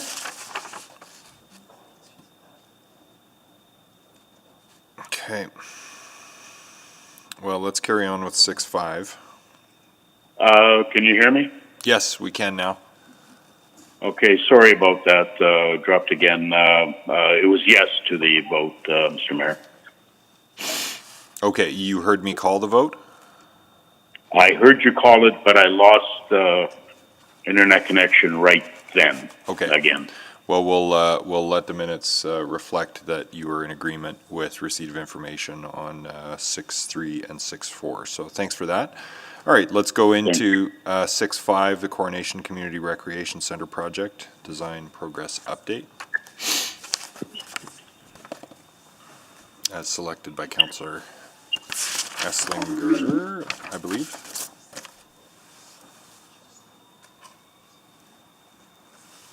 Mr. Mayor, is there a presentation or are we going straight to questions? We do have a presentation, or we can go straight to questions. Councillor Joyce. I would like the presentation. Okay, yeah, let's have the presentation then. Okay, that'll be delivered by Mr. Malifsta. Hey, thank you. Good morning, City Council. We do have a presentation. It's fairly brief, just providing an overview of the report. With us today, we have a number of people joining our delegation. We have David Embry with the Alberta Velodrome Association, who should be on the call. Or David, if you can confirm you're there. Well, we'll work on that. And then we have Stephen Bordeaux with the World Triathlon Edmonton group that should also be on the call as well. And then from administration, we have Rob Smythe, Deputy City Manager of Citizen Services, as well as Roger Jevany, Branch Manager for Community and Rec Facilities. So Finally, I also have Jesse Banford, who will be providing our presentation for today. Jesse, are you there?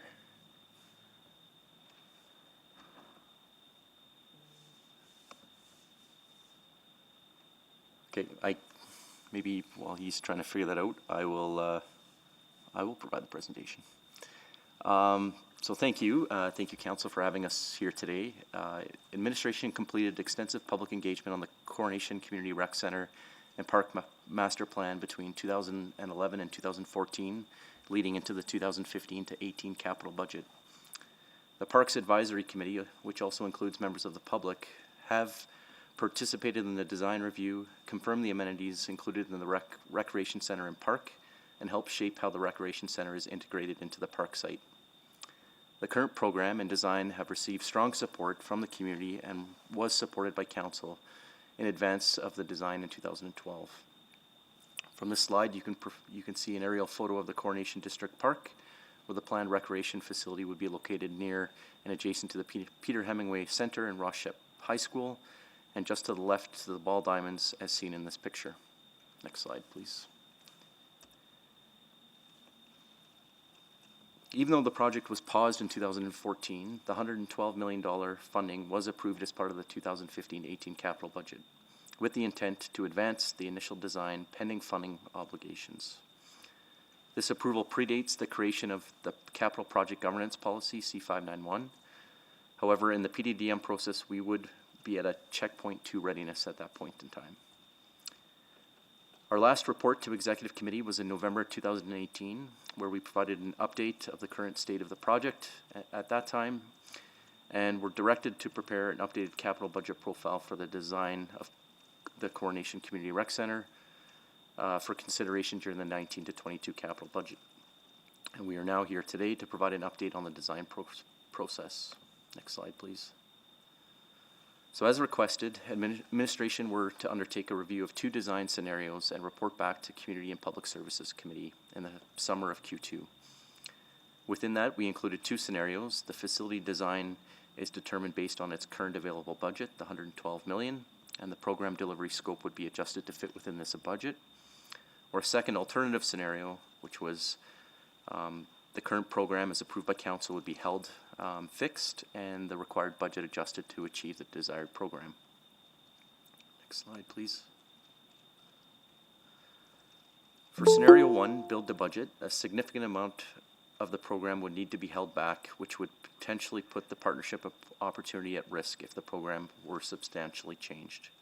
In this scenario, the partners involved in the project to date would need to reevaluate their interest in the project and their capacity to support the funding if the core functions and activities could not be achieved within this program. Any significant changes to the design that are of a significant difference to what was presented during the last round of public engagement would require further public engagement to go back to the community before proceeding. Next slide, please.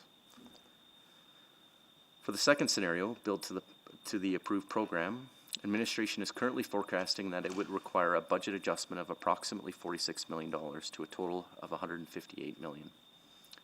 Currently, administration is working with the design consultant, has also recently retained a construction manager, and is working with our partners and stakeholders on value engineering and designing on how to stay true to the original program while doing what we can to reduce the projected budget. The actual value required to advance the project based on the Build a Program will be brought forward pending checkpoint 3 completion in the fall 2020 supplemental capital budget adjustment for consideration. Next slide. So in recognition of the city's current financial position, administration will advance the project to checkpoint 3 readiness, expected to be complete this fall. This approach will allow administration to identify design elements that can be reduced while maintaining the original program and minimizing as much as possible any budget adjustments required to progress the project into a build stage. As part of our project develop and delivery model, the project is being advanced per scenario 2, designed to program, per the previously approved council-approved program, to checkpoint 3, with options for council's consideration and direction on which scenario to be advanced prior to construction. If neither scenario 1 or 2 is approved, the project would be put on hold at checkpoint 3 and would be held there until such a time that further direction from council was provided. And with that, we'd be pleased to answer any questions you might have. Thank you. I'm going to go to Councillor Essinger to start with questions. Go ahead. Thank you, and thank you very much for the presentation. I guess the first question I have is, when I saw this number, I was quite disappointed or surprised, and so I want to know, how did we get so off track with this number? Because I thought with having a construction manager and with this direction, we would get more accurate. Thanks, Councillor Essinger, for the question. I attribute it to two things. One is that we had originally intended that the construction would start much earlier. So as provided in the presentation, when it was originally contemplated, we expected that this project would be started and nearing completion of the project within the 2015 to 18 capital budget. We're now in year 2 of our 19 to 22 capital budget, so a number of years have progressed since that point. The second reason I'd suggest is based on the amount of effort that went into kind of the design work leading into how the budget was first informed was at a checkpoint 2.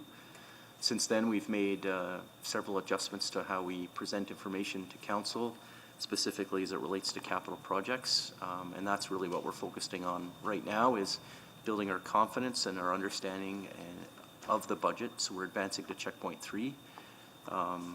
And the last comment, the construction manager was only recently retained following the decision by council in November 2018 when the decision was made to advance the design work.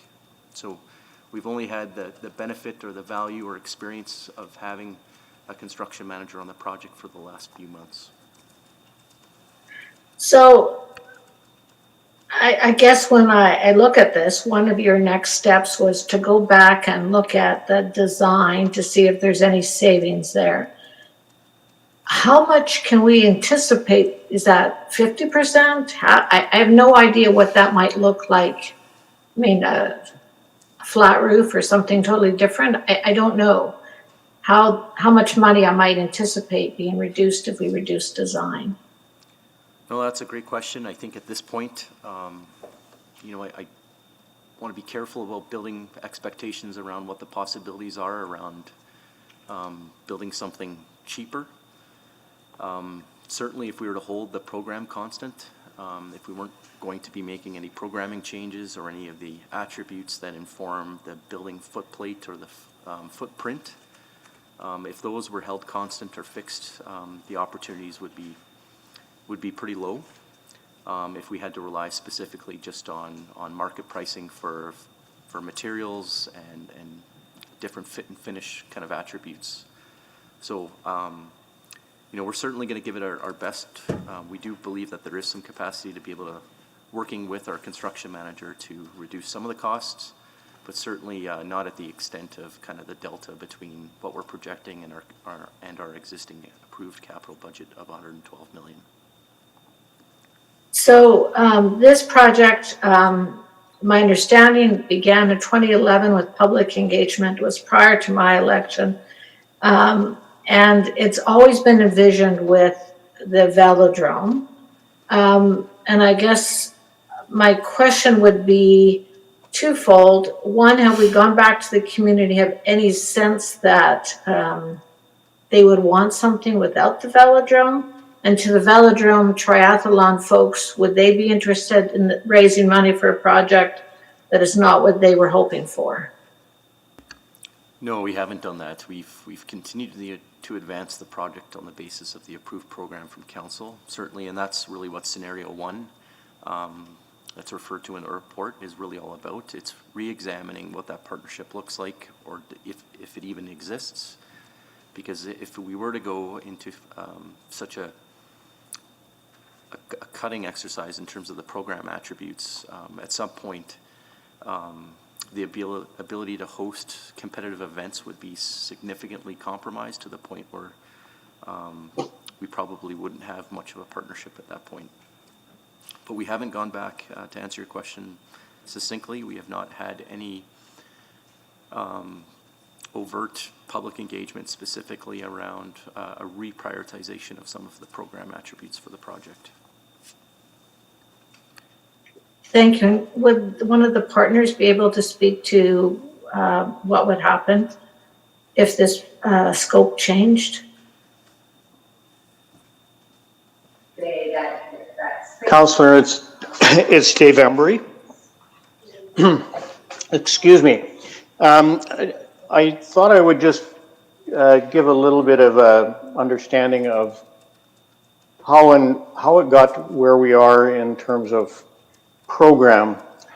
And it goes back a fair ways, and that is to know that our existing facility, which was a legacy of the Commonwealth Games, is long past its usable life. And that particular location and facility is not conducive to a new facility forward.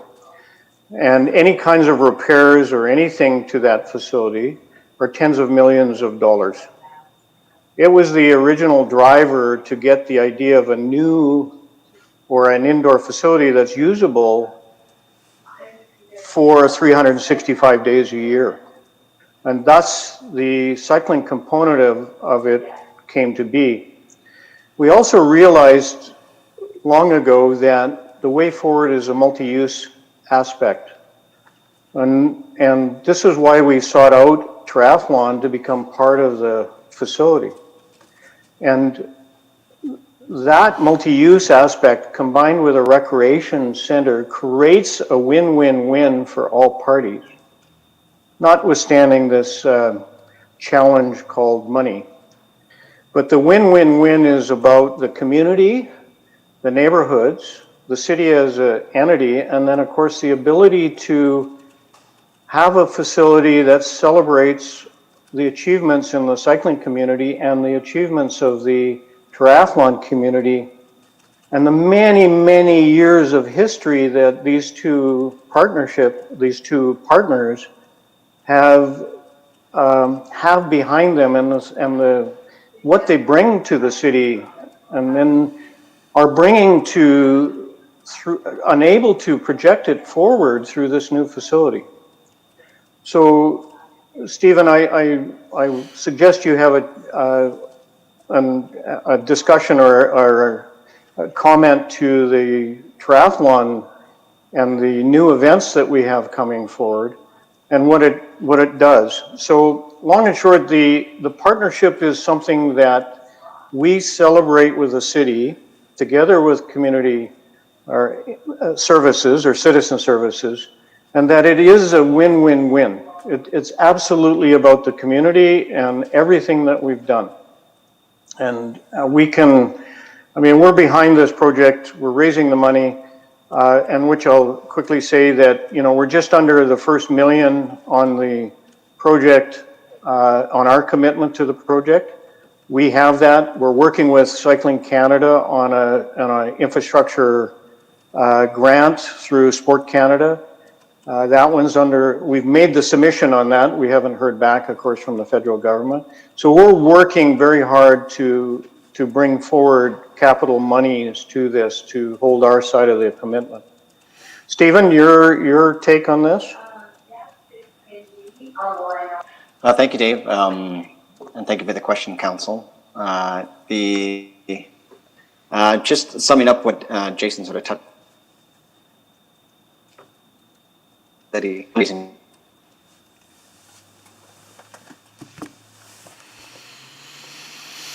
sorry, Mr. Boudreau, we're having difficulty hearing you. I'm going to pause there because Councillor Essinger's time has expired by a fair bit, though there may be some other questions for you gentlemen. So, and Mr. Boudreau, perhaps there might be something that can be done for your connection. So what I'll do now is go to Councillor Walters. Thanks, Mr. Mayor. So, Mr. Malista, at what point did you first anticipate that this you know, to build to program would be substantially more than the 112 that we seemed pretty firm about for some time, because we talked about it a couple of different times, different capital budgets.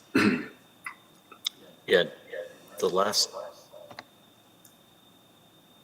Sorry, I'm going to try this mic. I've got two. So when we brought our last update to council, it was November 2018, and at that point, it was leading into the 19 to 22 capital budget. We knew that there could be influences like market inflation, market impacts, but at that point in time, we also knew that the status of our design also needed a little bit more work to be able to confirm that. So we had a pretty good idea that we needed to update it. We didn't have a good sense of just how far perhaps the projected cost was from our approved budget. So November 2018 was our first start. Why, to that last, maybe say a little bit more about why we didn't have that sense, because this is, you know, this is quite a stretch. Well, for leading to how the budget was first developed in 2014 to 18, we knew 4 years had passed. So we knew at least that much, that we needed to check it to ensure that our projected costs were still accurate. At that point in time, too, we didn't understand, just based on the amount of design information and design detail, whether or not we had a true estimated cost, and that's what we've been working on since then. So over the last year and a half, since that report in November 2018, that's what we've been working on, is trying to deepen our understanding of the design details, and with that, updating the costs at the same time. So, and this being noted as a legacy project, essentially what that means is that the contingencies are just much greater, less detail than we'd have with our existing PDBM. But with something at this scale, would we not have tried to figure that out earlier than, I guess maybe that's what you did, and I'm just, like Councillor Esslinger, you know, as an advocate for this project, from afar, knowing it's in her ward, it is a bit surprising and tough to be here. Yeah, I guess this project started before the next the Lewis Farms Rec Center, and at that point the program was approved before we had made any adjustments or changes to our process. In that time, we've advanced the Lewis Farms Rec Center differently. So it has been more or less, although at the time the PDBM policy or capital governance policy wasn't in place, effectively, if we were to wind back time and look at how that project was advanced, it was done incrementally through each of the different checkpoints. So the projects have very different histories. They have different kind of partnership implications and relationships. But in that time now, we've got Lewis Farms Rec Center that's now advanced, getting closer to checkpoint 4. Meanwhile, this project, and that's really what led us in November 2018 to make the decision to advance the work from checkpoint 2 to checkpoint 3. Let me shift from there then. So noting that we don't have Lewis Farms is now not funded.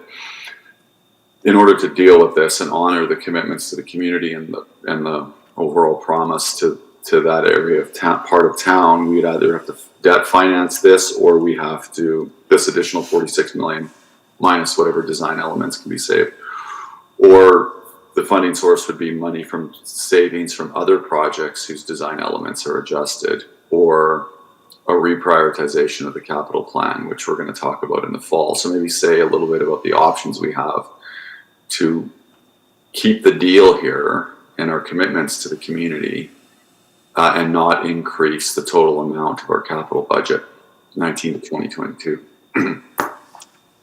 No, you've articulated the options perfectly, and that's really what's contributed to our decision. As part of the next steps, we didn't feel comfortable advancing a recommendation at this point in advance of that more broader, comprehensive discussion at the SCBA. So at that point, it could be a combination of making adjusted priorities. There could be new funding sources identified. Could be substitutions in terms of other projects. You're right, it could include some savings, cost-cutting attributes or project attributes. It could be staging work differently. With Lewis Farms, it is funded to checkpoint 4. It is not funded to checkpoint 5. So checkpoint 5 being construction. It is funded to tender ready. Similarly, we can make a similar decision with this one with Coronation as well to incrementally make those investments. This one should have been ahead of the other one anyhow, but we'll deal with that into it. Thanks, Mr. Mayor. Thank you. Councillor Henderson? So just to walk that back a little bit, so with our new process, we would not have approved the 112 million until we got to checkpoint 4. Checkpoint 3, but 3, yes. okay. So so in some ways, we approved a number before we actually had all the information. Correct. Okay. I'm still struggling a little bit because to my eye, this is plus or minus 50%, pretty close to. And I'm trying to remember back to the reports we have at the time, whether or not, because I'm struggling to imagine that we've had 50% inflation in 6 years. No, we haven't. And that's why I say it's a combination of things. It's not just one thing in isolation. There are a number of things that contributed to this. Right. Just to be clear, that plus or minus 50% is related to all the factors, accuracy of the design, Understood. inflation. No, I know, and it might, I don't know. I mean, it's to a certain extent going back over something that's 6 years old.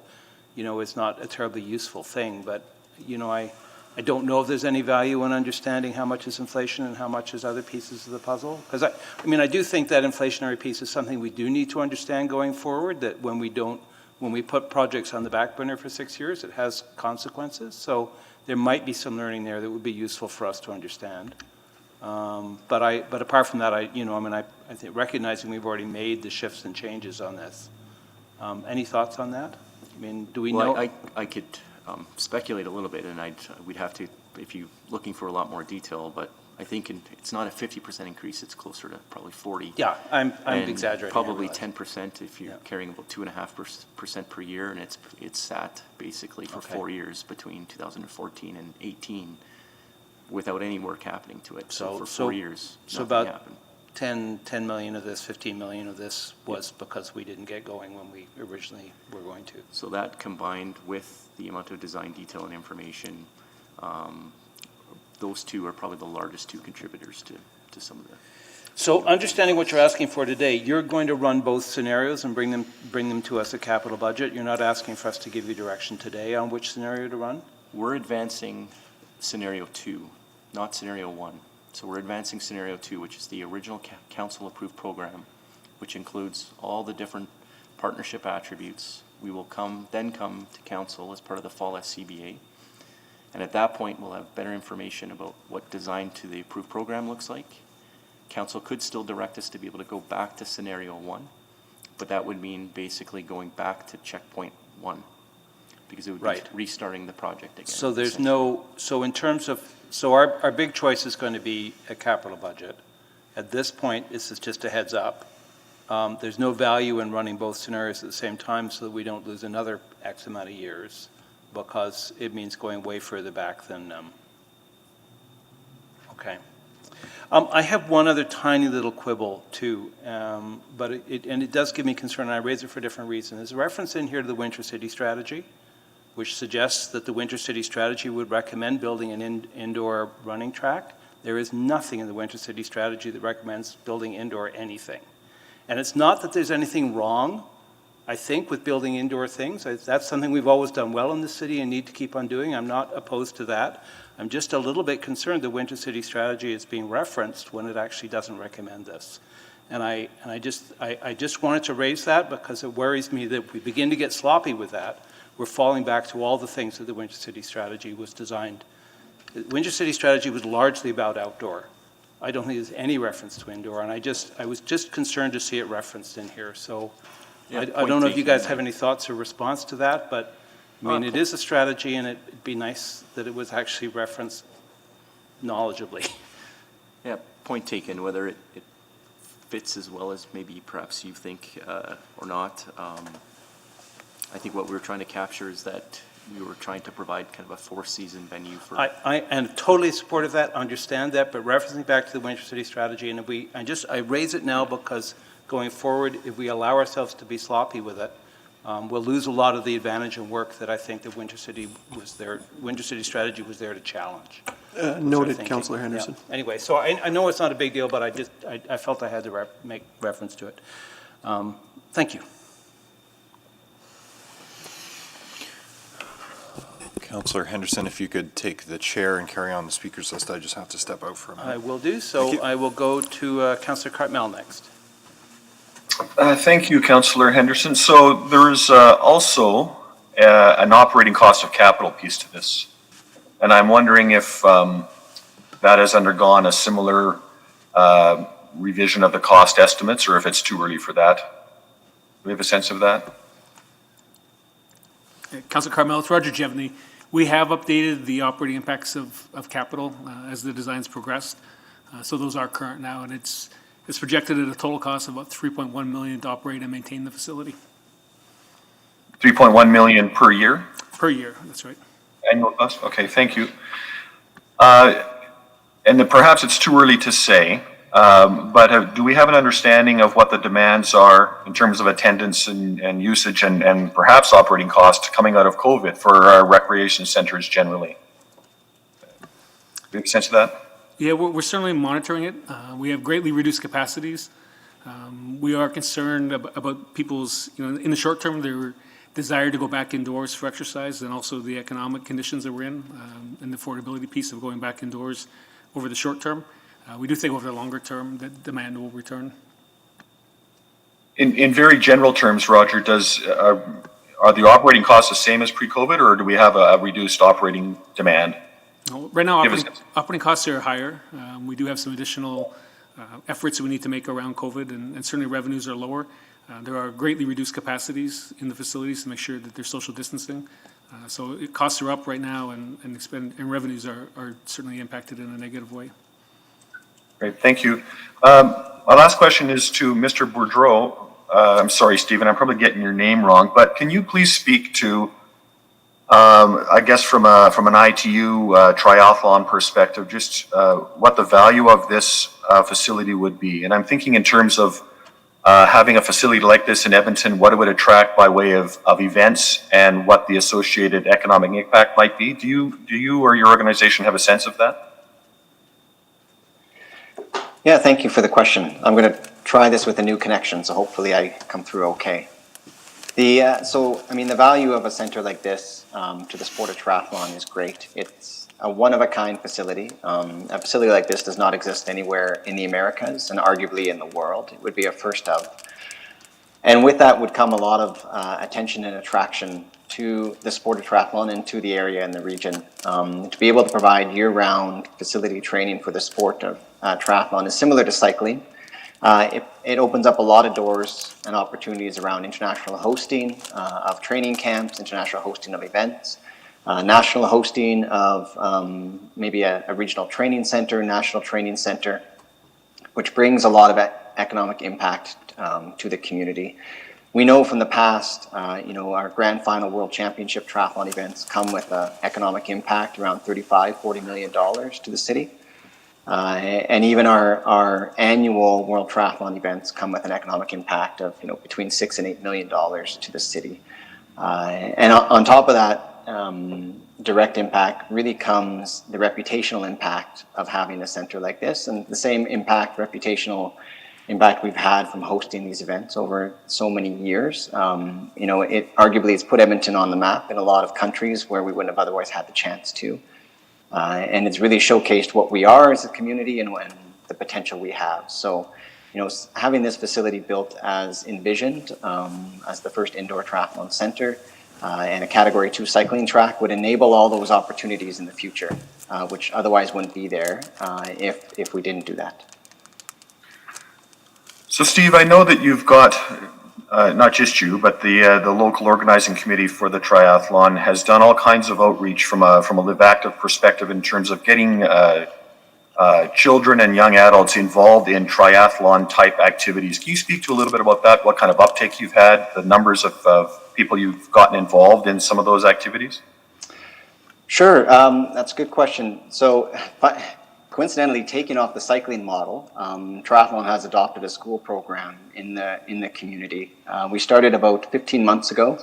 And before COVID hit, we had put about 10,000 school-age children through a triathlon program in the schools and in the city rec facilities. And I know Dave can attest, they equal that number, if not more, every year of school programs through cycling. And it was started as a legacy from the LOC in the event, and this center is a huge piece to that ongoing legacy, really approaching that sport for life, that active for life philosophy, and applying it. That active for life philosophy and applying it to children through multi-sport activities. And I was surprised when we started the program. I didn't expect to be honest, encounter so many kids that didn't know how to ride a bike, didn't know how to swim across a pool safely. And we were fortunate enough that, through this program, we were able to provide that experience to all those kids. Thank you. My time is up. Thank you. Thank you, Councillor Carmel. Councillor Banga, go ahead. Thank you. Just a couple of points here. Scenario 2. I wasn't around in 2011, 2014 era. Could you tell me this is what we promised the community about the project? That Scenario 2 bill to program? Or were we still in some kind of negotiating mode? No, at that point, I wouldn't use the word promise, but effectively there has been public commitments around what the program attributes and how the project would proceed on the basis of including those things. So nothing certainly is guaranteed, and the environment changes every year, specifically this year, which is why we're bringing this forward at this point. But certainly there is an expectation within the community, including the partners, some are on the call today, that the program would proceed on the basis of what's included in Scenario 2. Okay, so if we were going to do Scenario 2 at the time when it was supposed to be done, it would be, I guess, $112 million. Would that be right? No, I think at that point, what I'd suggest is you'd probably could have saved some of the inflation, but we probably would have reported a project over budget at some point. And I'm speculating a little bit, but had we started construction earlier, based on the information that we had at Checkpoint 2, I don't think we would have been able to deliver a project, including all the things, all the program attributes that are included under Scenario 2. We probably would have had a project, probably 130 or 140 million. But certainly it wouldn't have been delivered for 112. Okay, and then Scenario 1. I know you just said that you will be coming back with Scenario 2. Let's say, without presupposing the outcome there, that Scenario 2 gets rejected. What happens then? Then we're going to spend that extra time on Scenario 1. Why don't we come up with both the scenarios? Well, I think at that point, that's what we'd be looking for, some direction from council. So I've provided two options in the presentation. One is we could hold that design. It's been held for a number of years already before. We could continue to put it on hold pending available funding for Scenario 2. Or we could pursue a different project approach, which would be to design to a budget, which is Scenario 1.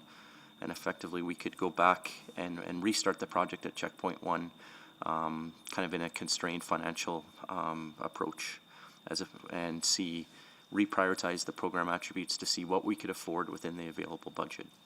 So there are a number of different options that we could explore with council at that point, depending on the decision that would be made.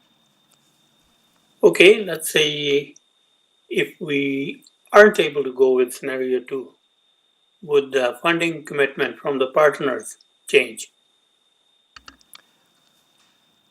We've I would suggest that there's a very, very strong likelihood, perhaps some of the partners could respond to that, but without a number of the program attributes being included, the idea of being able to host competitive events wouldn't be possible under scenario one. And I think that's a large reason for why the partners are at the table, why they've committed to this project, and why they're fundraising actively for that, is for that ability to be able to host those kinds of events.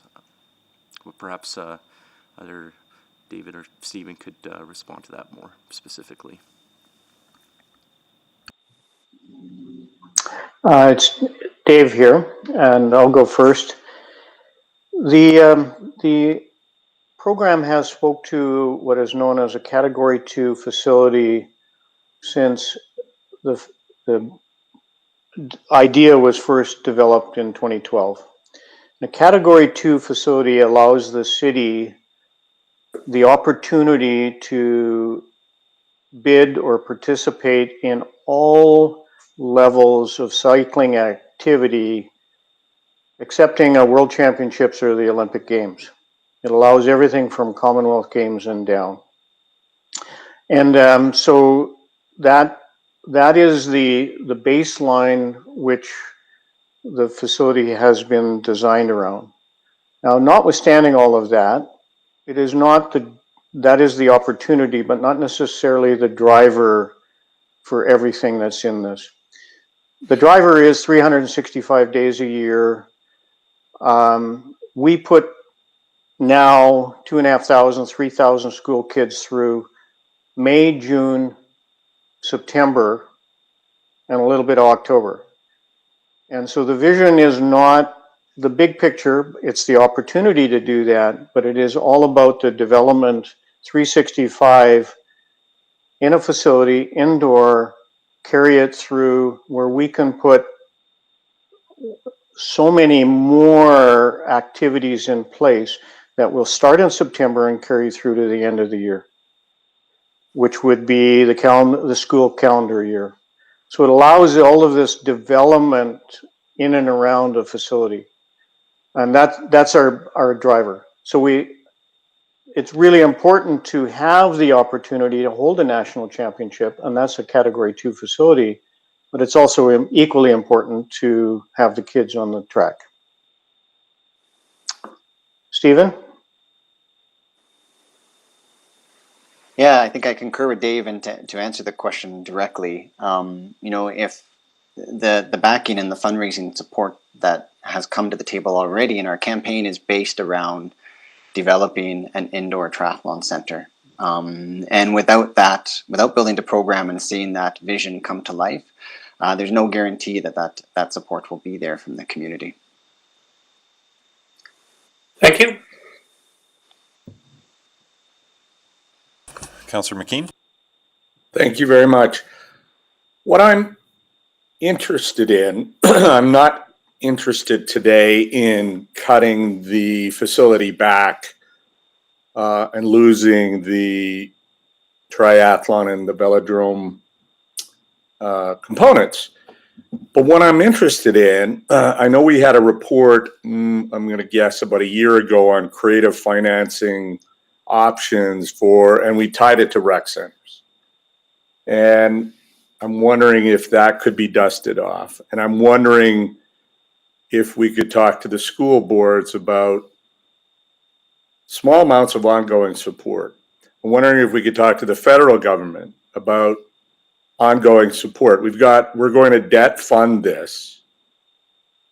And we might find other ways, we might put a small head tax on everybody coming through the door there that's using it. I don't know how you do it, but it seems to me we have the opportunity here to build a national class, if not a North American class, or God forbid, I hate to say this, but world-class facility to bring in events that would have benefit to the community, and yet the taxpayers footing all the bill here. And I'm just wondering if there could be higher user pay to cover the debt like we have at Rogers Place, or there might be other ways to skin the cat. Mr. Malifsta, Mr. Lachlan, is there an opportunity to put some heads together on that and see if there's other ways to finance this other than saying, well, we can't afford it, let's go down to the $112 million option? Sorry, that was a long question. Councillor McKeon, as part of our work plan under, as an outcome of the Reimagine work, where we're looking at sort of the future in terms of how we move forward as a city and recover from this, one of the bodies of work is looking at all the financial tools that are available to us, like user fees and a different approach to user fees. So the short answer is yes. That's an ongoing conversation that we need to have with council, and I would say that it's not exclusive to just this facility, but a lot of our infrastructure in the city of Edmonton.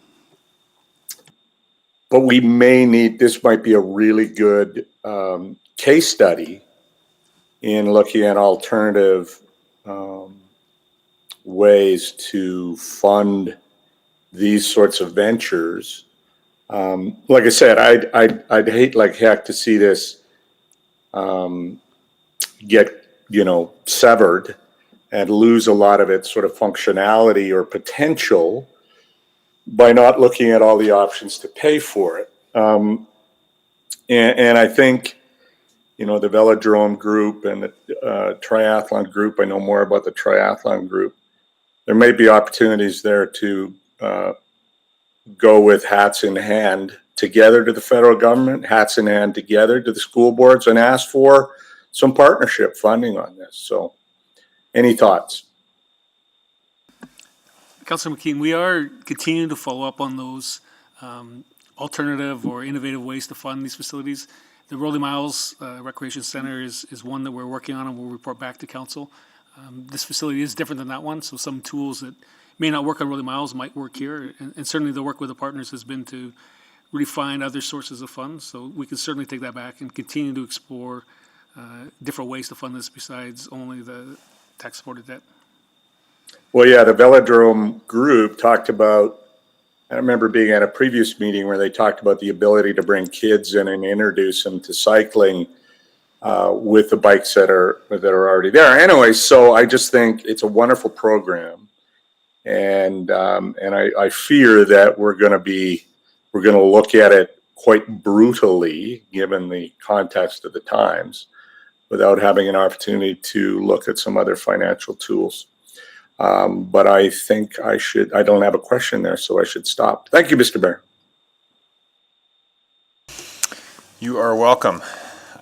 We are pretty much at the lunch break, so I'm going to suggest, since I think there's probably some more discussion yet, that we pause here and pick this up at 1:30 so that we're not trying to rush it. So I think we'll recess and carry on with this, and then we'll be into the Community Safety and Wellbeing Task Force bylaw early in the afternoon, then the in private, and we should be able to finish today. Fingers crossed.